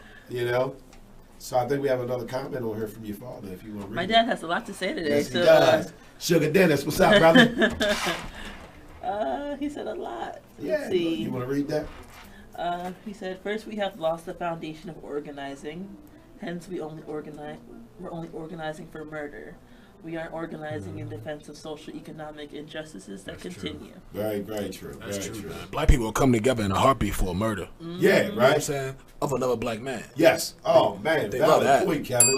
Yeah. I didn't even think of that. You're right. So if I got beef with another black person, they love I can gather some brothers up quick. Like, come on, man, we going to go get Kevin. They let me finish eating this real quick. I'm with you. They be active, right? Right. But if I say, come on, let's go see Kevin speak tonight, he's going to be speaking on some black issues. Right. I can't make it, yo. My girl already called me earlier. I can't make it. I'm sorry. Yeah, that's a valid point. That is a valid point. Mr. Dennis, we appreciate you participating today, brother. Oh, shit. He said we also don't have more brothers like you looking to share the knowledge. Money is the power, but the roadmap to obtain said power is a secret being held by the very few. Oh, man. Ooh. That's some knowledge right there. Yeah. Dad bringing it today. That's what's up, brother. I appreciate that. Thank you very much, man. I'm trying, brother. I'm trying to stimulate a little bit. And, he's trying to get his spot on the show. Is that what we doing? Well, he got that. We look forward to your father coming on the show in the future. Right. Sitting down with us, chopping it up a little bit. That's what's up. Okay, so let's keep it moving here. Now we're going to go into social etiquette. Okay, behavior patterns in this category appear to stem directly from the old social or Southern racial etiquette. Though one of the major accomplishments of the black civil rights movements of the 1960s was to modify some of the social etiquette that traditionally existed between blacks and whites, many blacks across America, especially in the South and Midwest, continue to honor old social customs. They avoid situations that make them appear free, independent, and active in shaping their own lives. They are perfectly happy to go to work, church, look at television, and then go to bed. They still know their place, and they know how to play the old get low, is what Dr. Anderson calls it. Get low. He says to them, what happens to black people locally or anywhere else is of little of their concern. Yep. They want to appear as good Negroes, content, happy, compromising, and non-competitive. A good Negro or a safe black person seeks approval of white people. These blacks will neither soak up nor speak out on black issues, nor will they defend against black justice. Oh boy. Oh boy. Hey. Oh boy. Like that fits so many black people. It's insane, right? But how about the whole let me flip back real quick. I want to read this right. How about he says that we are just perfectly happy with going to church, going to work, looking at television, and going to bed, you know, which clearly shows that we still know our place. Yep. So he's saying we still supporting the get low concept, meaning I fly below the radar. Yep. That way I can keep everything I got. Keep your head down. And right. Mind your business, do your work. So what do y'all think about that type of behavior? Be a good Negro. It comes from back in the days, slavery, I guess I'm not a good Negro, huh? Yeah. That's a good thing, man. Definitely not. Brother Mike's not a good Negro. No. Gotta be a rebel, man. Oh, man, I go at him hard, though, you know what I'm saying? Yeah, I think that concept fits a lot of us, and I think a lot of that concept is supported through getting that education. Now, again, not knocking education, but black people who get educated, they definitely want to appear to be good Negroes. That's true. I don't ruffle the feathers. Right. You know what I mean? I don't do any of that. Okay, so let's get into this good Negro thing. After the break, we'll be back. Black by the Man Radio Show. The Exposed Radio. Let me do that. There's certain things for everybody. Yeah, you know what I mean? There's a time and a place for everything. Maybe if I'm sitting down reading a book and then I'm like, all right, cool, let me throw this Lupe on, get this real lyrical going on, and maybe I see a whole nother side of something. But if I'm sitting down with a bottle, I don't want to hear that. I don't want to hear it. Like, you might turn on the right Lupe song, you feel me? And because I'm drunk, I'm going to get lit for it. Right. But, yeah, for the most part. Nah. What's up, guys? It's your boy, Shepsworth Bentley. And make sure you guys check out Homegrown Radio every Sunday, 7 to 8 p.m. right here on BeExposedRadio.com. It's new, fresh, Baltimore radio. Check out what you missed on Be Exposed Radio. It doesn't say alleged anywhere in here. This is the wrong song to play in this topic. They're saying 4 years ago, according to a $20 million lawsuit, the plaintiff, who was also not named, met Charlie Sheen in Las Vegas on April the 1st, 2011. The sleaze suit claimed that Sheen... Check out what you missed on Be Exposed Radio. I don't like stuff in my mouth. Is that what you was talking about? It's in this commercial closing. No, seriously, I don't. I'm a germaphobe. Everything on your body is dirty. Everything. So I'm damn sure I ain't gonna put it in my mouth. That's probably why I'm single. Thank you.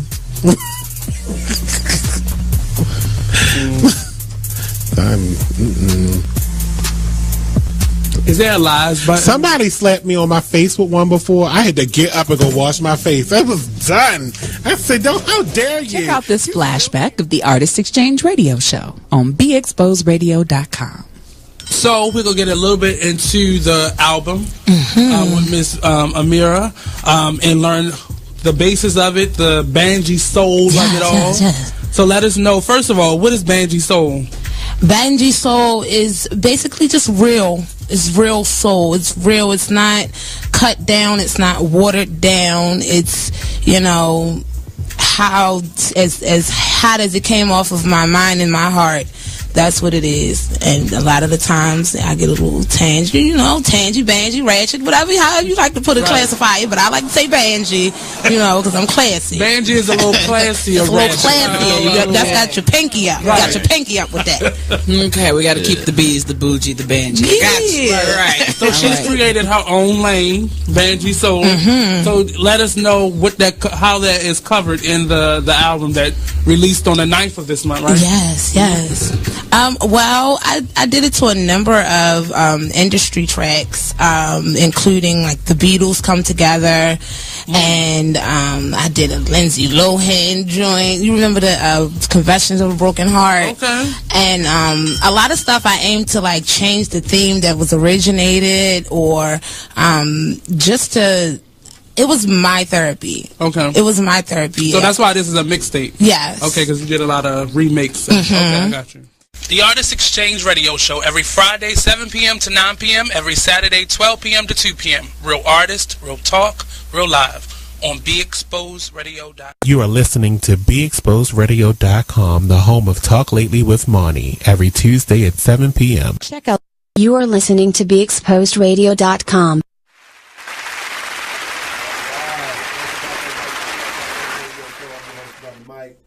I'm a little under the weather today, but I love my people, so I'm toughing it out, man, so I can still get this done with you guys. So bear with me a minute here. Let me see. Facebook just kicked me off. Facebook just kicked me off because I wasn't being a good Negro. See, they watching. They watching. Facebook said I got something for him. So yeah, so let's read a comment here. So this is my cuz, Terry Smoke. Terry says, we only ride when people from the outside of the area came to Charlotte and asked people why they weren't upset when they saw a man killed in cold blood. They still have slave mentality down here. Okay. For the most part, to me. Yeah, Terry, I haven't had experience with, living in the southern region, but that is where Terry's at right now. You know what I mean? He is from up here in the Maryland area.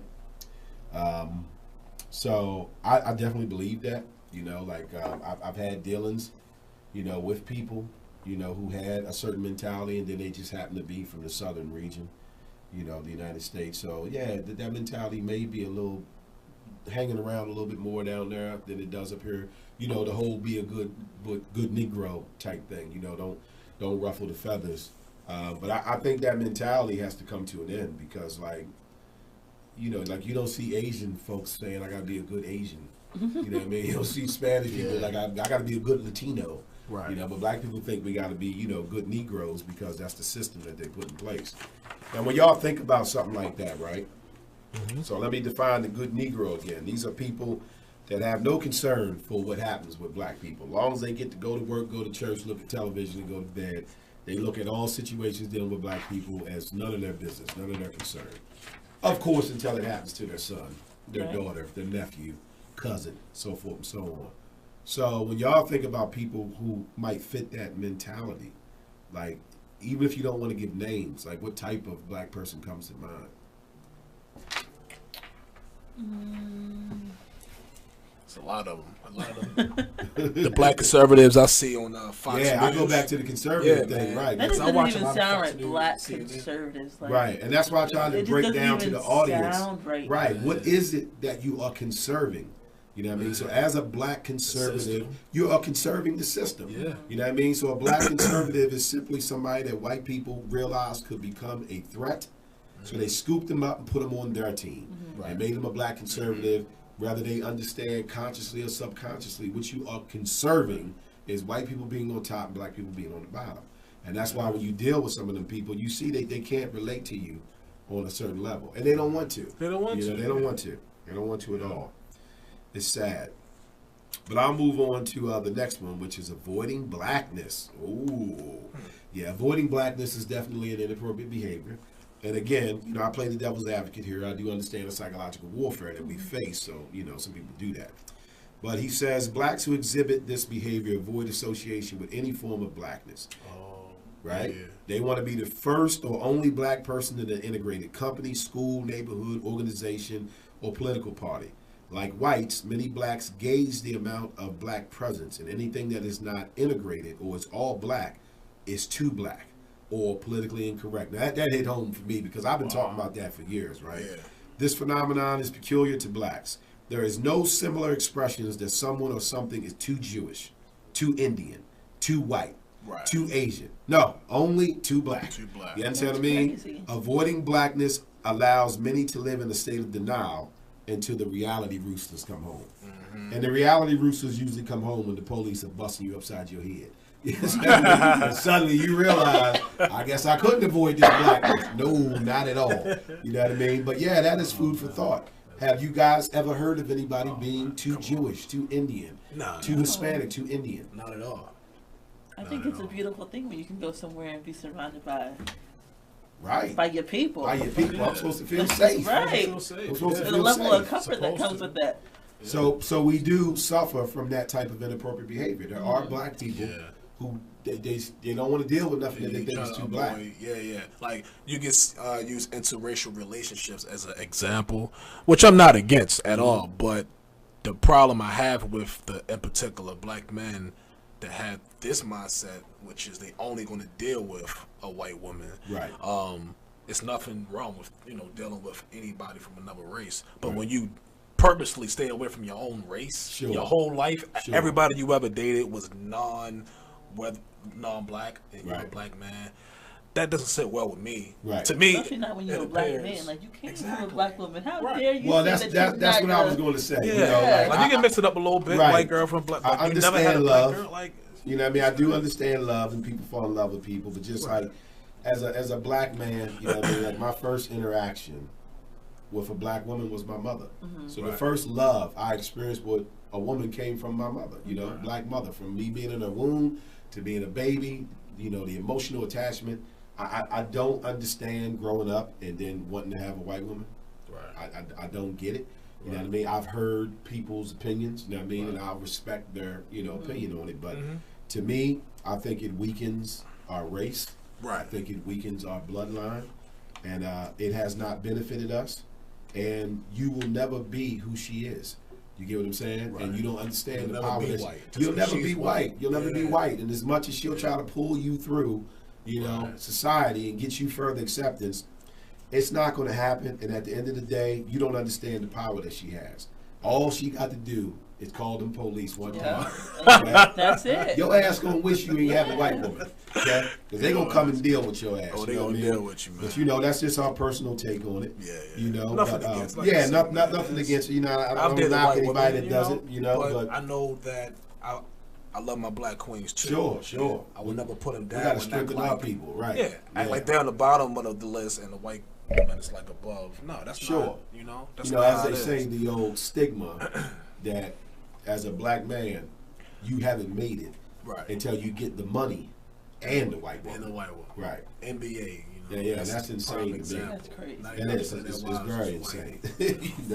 So do we agree that we have black people that avoid blackness? Yeah. Oh yeah. And think that certain things can be too black. Yeah. Now I've personally experienced where he talks about these people want to be the first. I remember being in the barbershop that I worked in a couple years ago, and there was a brother in there, and he was older than me, but he was bragging about how the neighborhood he lives in, he's the only black person there. Really? And that, the white church he goes to, he's the only black person in that church. Wow. And I was like, I don't understand why do you feel good about that? I feel like why are you bragging? Right, why are you bragging about that? What are you saying? And his whole perspective was like, well, it's my way of showing them that they can't keep me out, you know what I mean? And I can get along with anybody. And I'm like, but are you trying too hard? Trying a little too hard. See, I don't want to be anywhere where people don't want me to be. Exactly. You know what I mean? If I come into a bunch of money and I can live, in a different type of neighborhood, I don't want to live in a white neighborhood. You know what I mean? It's not because I'm running around hating white people. It's just because that's not my people. Deep down, they really don't want you there. They don't want you there. Most of them, not all of them, it's like that. Right, but you can tell, man. Most of them, they don't want you there. You can tell by the way they look at you. Right. So why would I want to force myself to live amongst people who I know don't want me there, right? I would much rather take my money and start building a black community that has that same social status. Absolutely. You know what I mean? Where people can say, well, you know, all the houses over there started $500,000. Get that money and put your and then it's people a on. black neighborhood. Yeah. You get what I mean? So I don't validate myself through the eyes of white people, Asian people, or anybody else. And of course, I don't avoid blackness at all. I'm a true believer that for those who do believe in the Bible and believe in the scriptures, right? The first gift that was given to Adam was his blackness. You understand what I mean? And we just happen to live in a society that is trying to teach me differently. But here at the Black Body Man radio show, we love our blackness. So I'm very proud to be who I am, man. And I grew up in a state of mind where, you know, being dark really wasn't the thing in the 70s and 80s. But I still didn't, you know, let it get me on a path where I began self-hatred, because I understood that, you know, those people were just tripping. You know what I'm saying? Yeah, they was tripping. The whole light-skin, dark-skin thing or whatever. You know, it's just a matter of preference. Do you like dark chocolate? Do you like milk chocolate? You like caramel? Right? You know what I mean? You like banana flavor? You know, so many different flavors. Man. It's all good. Yep. But I definitely think that is a problem. And I think it's sad that there are black people, like he was saying here, that will gauge how many black people are at, say, in a work environment or a neighborhood or whatever, and then say, well, I don't want to live there. You know, it's already too many black people out there. You know, that's crazy. It's sad. So when it comes to avoiding blackness, like what do you guys think of when you think about a person who avoids blackness? Any examples of how you see someone who would avoid blackness? In their actions, in their words. I think once, like especially in the workplace, people that once they get to a position of power, it's like they look down on other black people. I don't know if that makes sense to you guys, but like I have a couple of black supervisors, and now that they in those roles, it's like, oh, you're not for your people no more. Like they just be like trying to, like, not getting you up to drive, but like they try to make an example of you. Sort of attitude change. Yeah. And then they may get rewarded for that. Right. So that's what makes it even worse. Yeah. It's one thing they want to do it just because they want to appear to be different. But then when you add in that, you know, you may be rewarded, you know, by the white people for conducting yourself a certain way with the black people, so forth and so on. You know, it is. You say that a lot, crazy. Man. Like they'll be extra tough on the black employees, and all types of jobs, from fast food to the higher ups. When you put a black person in position, you gotta be careful, man, because if they got that ego trip, they'll turn out to be just like that. It happened to me just a couple. Okay, so at work, it was like a group of us that work in the pharmacy, and one of the managers came back, and she's a black woman. Now, mind you, she's just a pharmacy tech, but she's, you know, in a position higher than just, you know, the floor techs or whatever. So there wasn't a lot of work to be done. So everybody's, you know, standing around talking. A couple people were checking their phones, whatnot. And she had walked away and they came back and she goes, oh, you guys must not know I'm a manager, and why is your phones out? And I'm thinking to myself, well, one, being as that we're all grown, who are you to come over here and start talking to people like that? She could have did that a better way. Right. And two, we all the same color. And you know, when you see another black person of power, like it's almost like an understanding, like, you don't come at me crazy, I don't come at you crazy. It's like a respect thing. Right, code. That's right. Like code it's like that unspoken black. She felt like y'all should have saw her and went, "Oh, let me put my phone away." Right. But it wasn't even the fact that the phones are being out. It's just the way she addressed everybody. It's not As what a black you say, woman coming to other black women, it's like, oh, now everybody got an issue with her because we all know she's not a black chick that we can, you know, talk to like that. She might not be down for the cause. You know what I mean? So basically what I'm hearing is she got a hold of Master's whip. She did. And she coming to whip y'all. That's what it felt like. That's what it looked like. You understand what I mean? She got a hold of that. Shout out to Stacey Davis Smith. Thank you, Stacey. I appreciate you tuning in with me. I really do. It sounds like she got the whip. You know what I mean? I'll tell you what I don't like personally. I can only speak on this with men, right? And I've experienced this more with black men than I have with black women. You know, like there may come a time where I'm in a situation. It could be a work environment, it could be business meeting or whatever. But say me and Kev, you know, get a minute together. Now, this whole time I'm talking to Kevin, I'm like, you know, hey Kev, how are you? You know what I mean? How's your day going? You know what I mean? So forth and so on. Me and Kev stand on the politically correct level. But then when nobody's around, you know what I mean? I'm like, Kev, let me holler at you a minute, y'all. You know what I mean? Let me holler at you. See, I hate when black men try not to acknowledge that. You get what I'm saying? Like, well, holler at me. What are you talking about? It's like, yo, come what is this holler you're talking about? Let me rap with you. Let me holler at you. And they don't want to relate to you on that level. Yeah, you know what I mean? Because they're so afraid that the white people are going to see you having that black connection. Having that Ebonics slip out right. you. They don't want us having black connections, right? They don't want to see that me and Kev talk outside of, just some work conversation or whatever. And we tend to stray away from that because we don't want to get in trouble. Right. See, that's the whole good Negro. They want to remain a good Negro. Right. Open that perception versus. Now, I'll tell my personal story. I'll open up a little bit. The whole reason that I became an entrepreneur, right? And this may offend somebody, and it just says what it is. The whole reason I became an entrepreneur is because I do not like working for white people. I don't. Right. I don't either. I just don't. You know what I'm saying? I can't do nothing better right now, but I don't like it either. I'm sorry. I do not. I've never been treated fair. I've never been treated equal. I got you. But instead of being at someone's job and then being a problem, I always was a great employee. But at the same time, I was always planning my escape. I can't do this. Right. I retired my top hat and my dancing shoes, my tap dancing shoes. I gave all that shit back 18 years ago. Okay? So, and I know that's not everybody's path, but that's how passionate I was about it, even as a younger man. Yeah. Like, I saw the game. Like, this ain't cool. Right. It's not cool at all. Talk to you any kind of way. Yes. Yeah.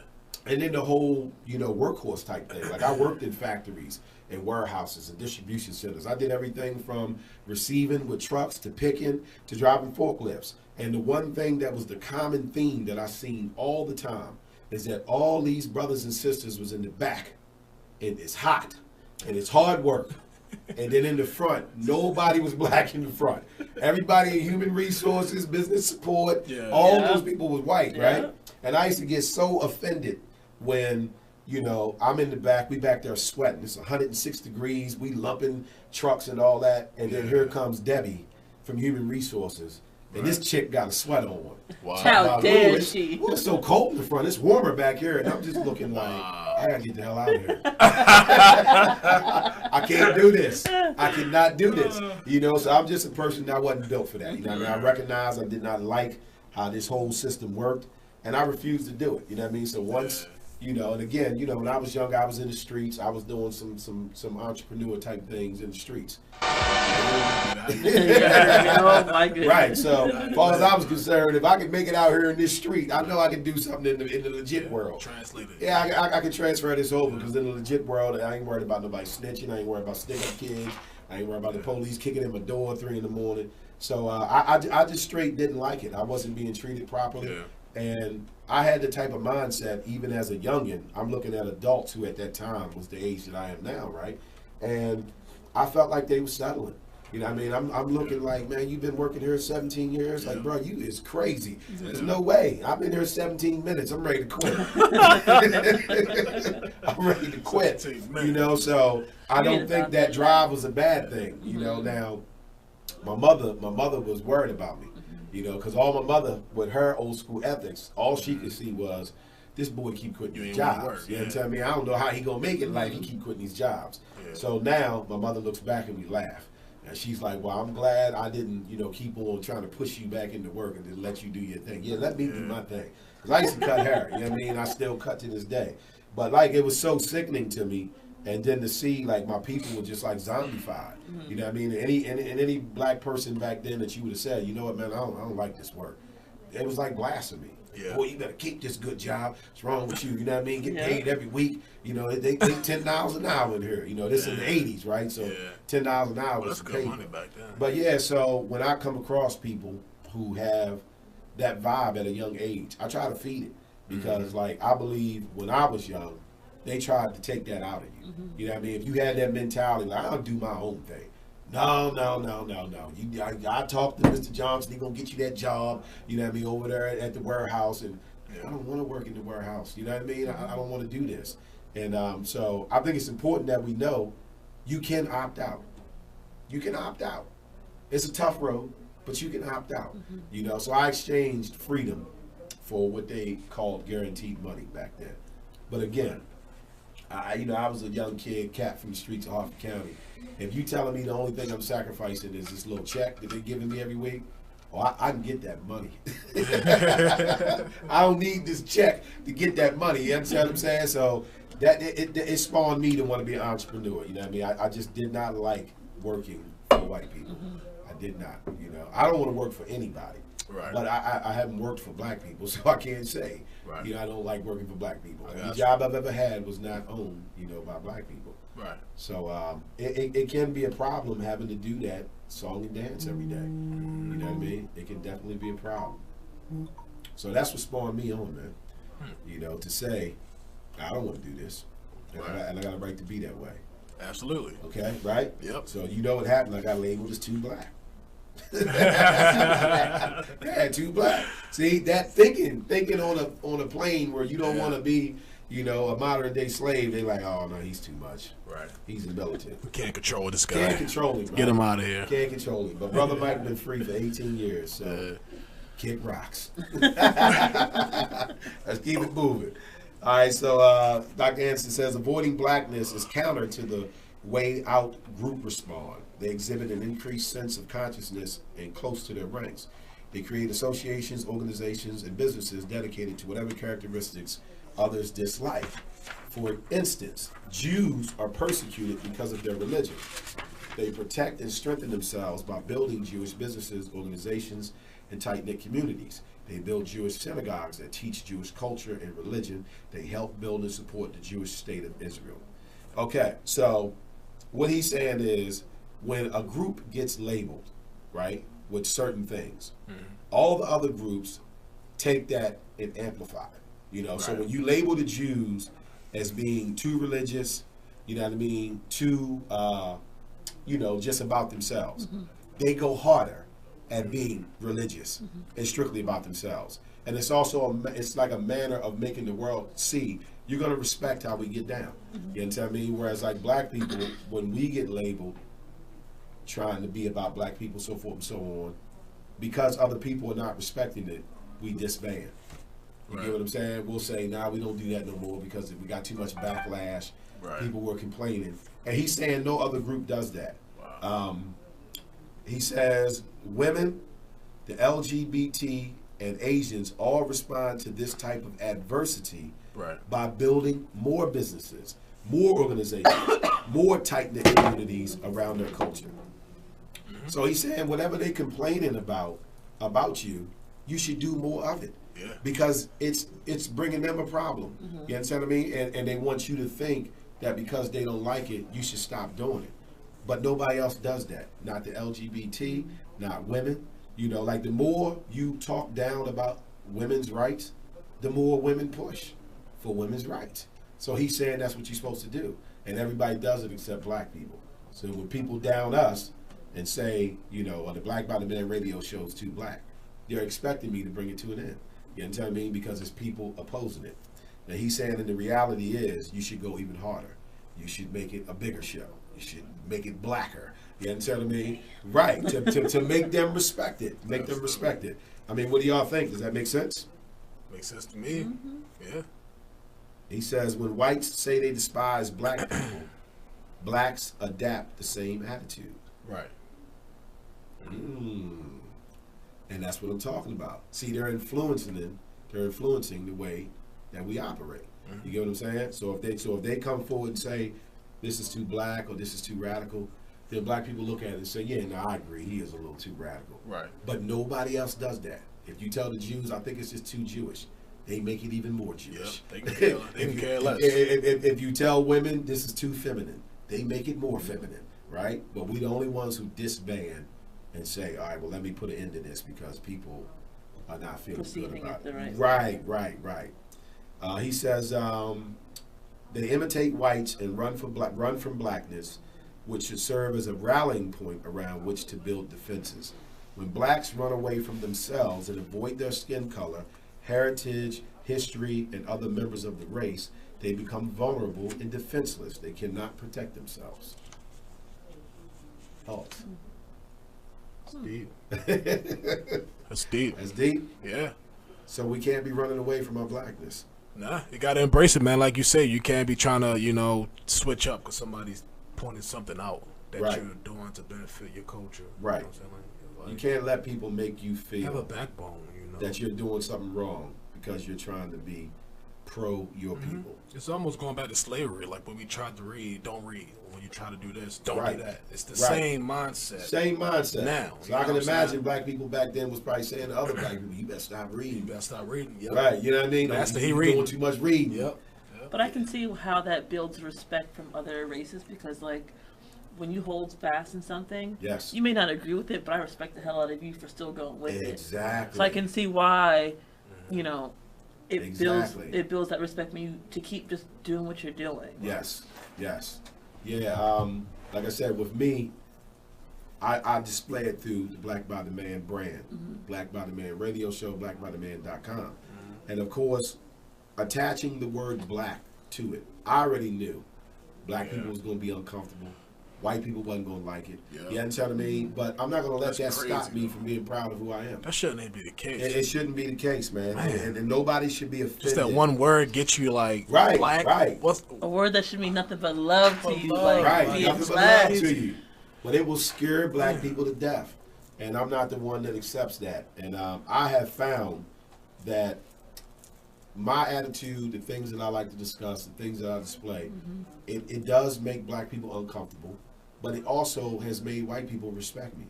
I have white people that watch my show, you know, and they respect what I'm doing because they understand when I speak about something that white people did, something white supremacy, so forth and so on, it's true. You understand what I mean? So why should I not be able to say it out of the fear that a white person's watching it? He knows, she knows true too. Yeah. You get what I'm saying? I'm speaking on history. So if you wasn't offended in school when you was taught about white supremacy and slavery, right? Then why should you be offended in real life when someone brings it up? That's true. But see, they've trained us not to speak on the things that they've done to us and the things that they do to us. Doing, yeah. Right. And they trained us well. So even black people don't want to talk about it. I say it all the time. Nobody can tell me anything different on this. The number one problem that black people have in this world, let alone just the United States of America, is racism, white supremacy. That's our biggest problem. Every problem that you have can be tied into that.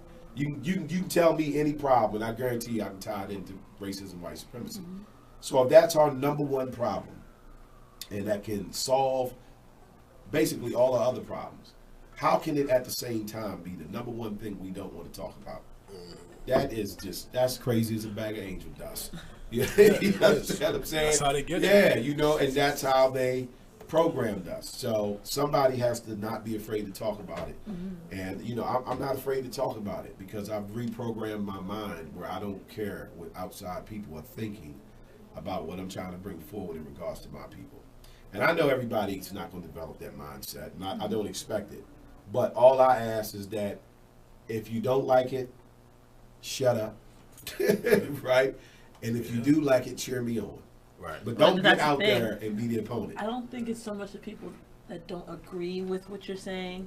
I think it's the perception of what others will think because they agree with it. Because they agree with it. Yeah. Right. Yep. That's what it is. Like, deep down, they know it's true and it's right, but they don't want to be seen saying it's right. Or, Right. You know what I'm saying? They can't let them white people find out that they agree with some pro-blackness. That's true. But like I said, but believe it or not, my experience has been that white people tend to respect you more, even if they don't like it. They do. Because white They people know where you are stand. about white people. Yeah, they know where you stand. And I don't They have a are. problem with that. Yep. See, that's the flip side of it. You understand what I mean? Like, I don't have a problem with white people being about white Exactly. people. Pro-white? Yeah. I can't be mad at that Yeah, because it's I want just- you to respect pro-black. Yeah, you're right. it makes sense, right? So to think that white people are for white people, I mean, it's in your face every day. Yeah. You understand what I mean? All you got to do is look at society, you know? So I don't have a problem with that. I'm just saying I want to be for my people, and I don't want nobody to have a problem with that. You know, I'm just trying to play the game. Yep. So black people out there, I love you. You know, I love my people, and I want to do my part to try to, you know, make things better for us through education, conversations, so forth and so on. Yep. So it's a wrap. We have reached the end. Closing comments, anyone? Closing comments? No, sir. Everything pretty much was covered. I think we did cover a lot. So Well, do you it's guys? hard, man. So do you guys agree that we need to start focusing on some of these areas of inappropriate behavior? Absolutely. Dr. Anderson's deep in it. Yeah. That's my Hell man. yeah. That's my man. It'll help us out collectively if we, pay attention and try to fix it. Right. Yeah. Try to recognize areas that need improvement. Got to admit you got a problem first. That's the first step. That's what's up. Okay, well, we've come to the end, everyone. Again, I thank you for tuning in to the Black by the Man radio show. And I thank my guest, Mr. Kevin Little. Anytime, man. As well as Miss Samantha Dennis. Happy birthday once again. Thank 26 years old. Getting Must old. be nice, right? I'm getting old, man. 26, right? Get your 30 and up club card. Soon. So we're going to wrap it up, man. And again, I thank everybody who tuned in with us and thank the audience for participating. And we'll be back next Monday, man. Please tune in. And y'all already know what's up. I'll catch you on the flip side. You already know. The black side. Peace. That's like my new favorite saying. You like Black that? side. Yeah. That's what's up. It's a good show. Yeah, I think they got stopped it up. Yeah, I like it. We can talk a little bit on the BBD shit. Artist Exchange. The Artist Exchange. The Artist Exchange. The Artist Exchange. The Artist Exchange. Artist Exchange Live. The Artist Exchange. The Artist Exchange. The Artist Exchange. Welcome to the Artist Exchange Radio, brought by BeExposedRadio.com.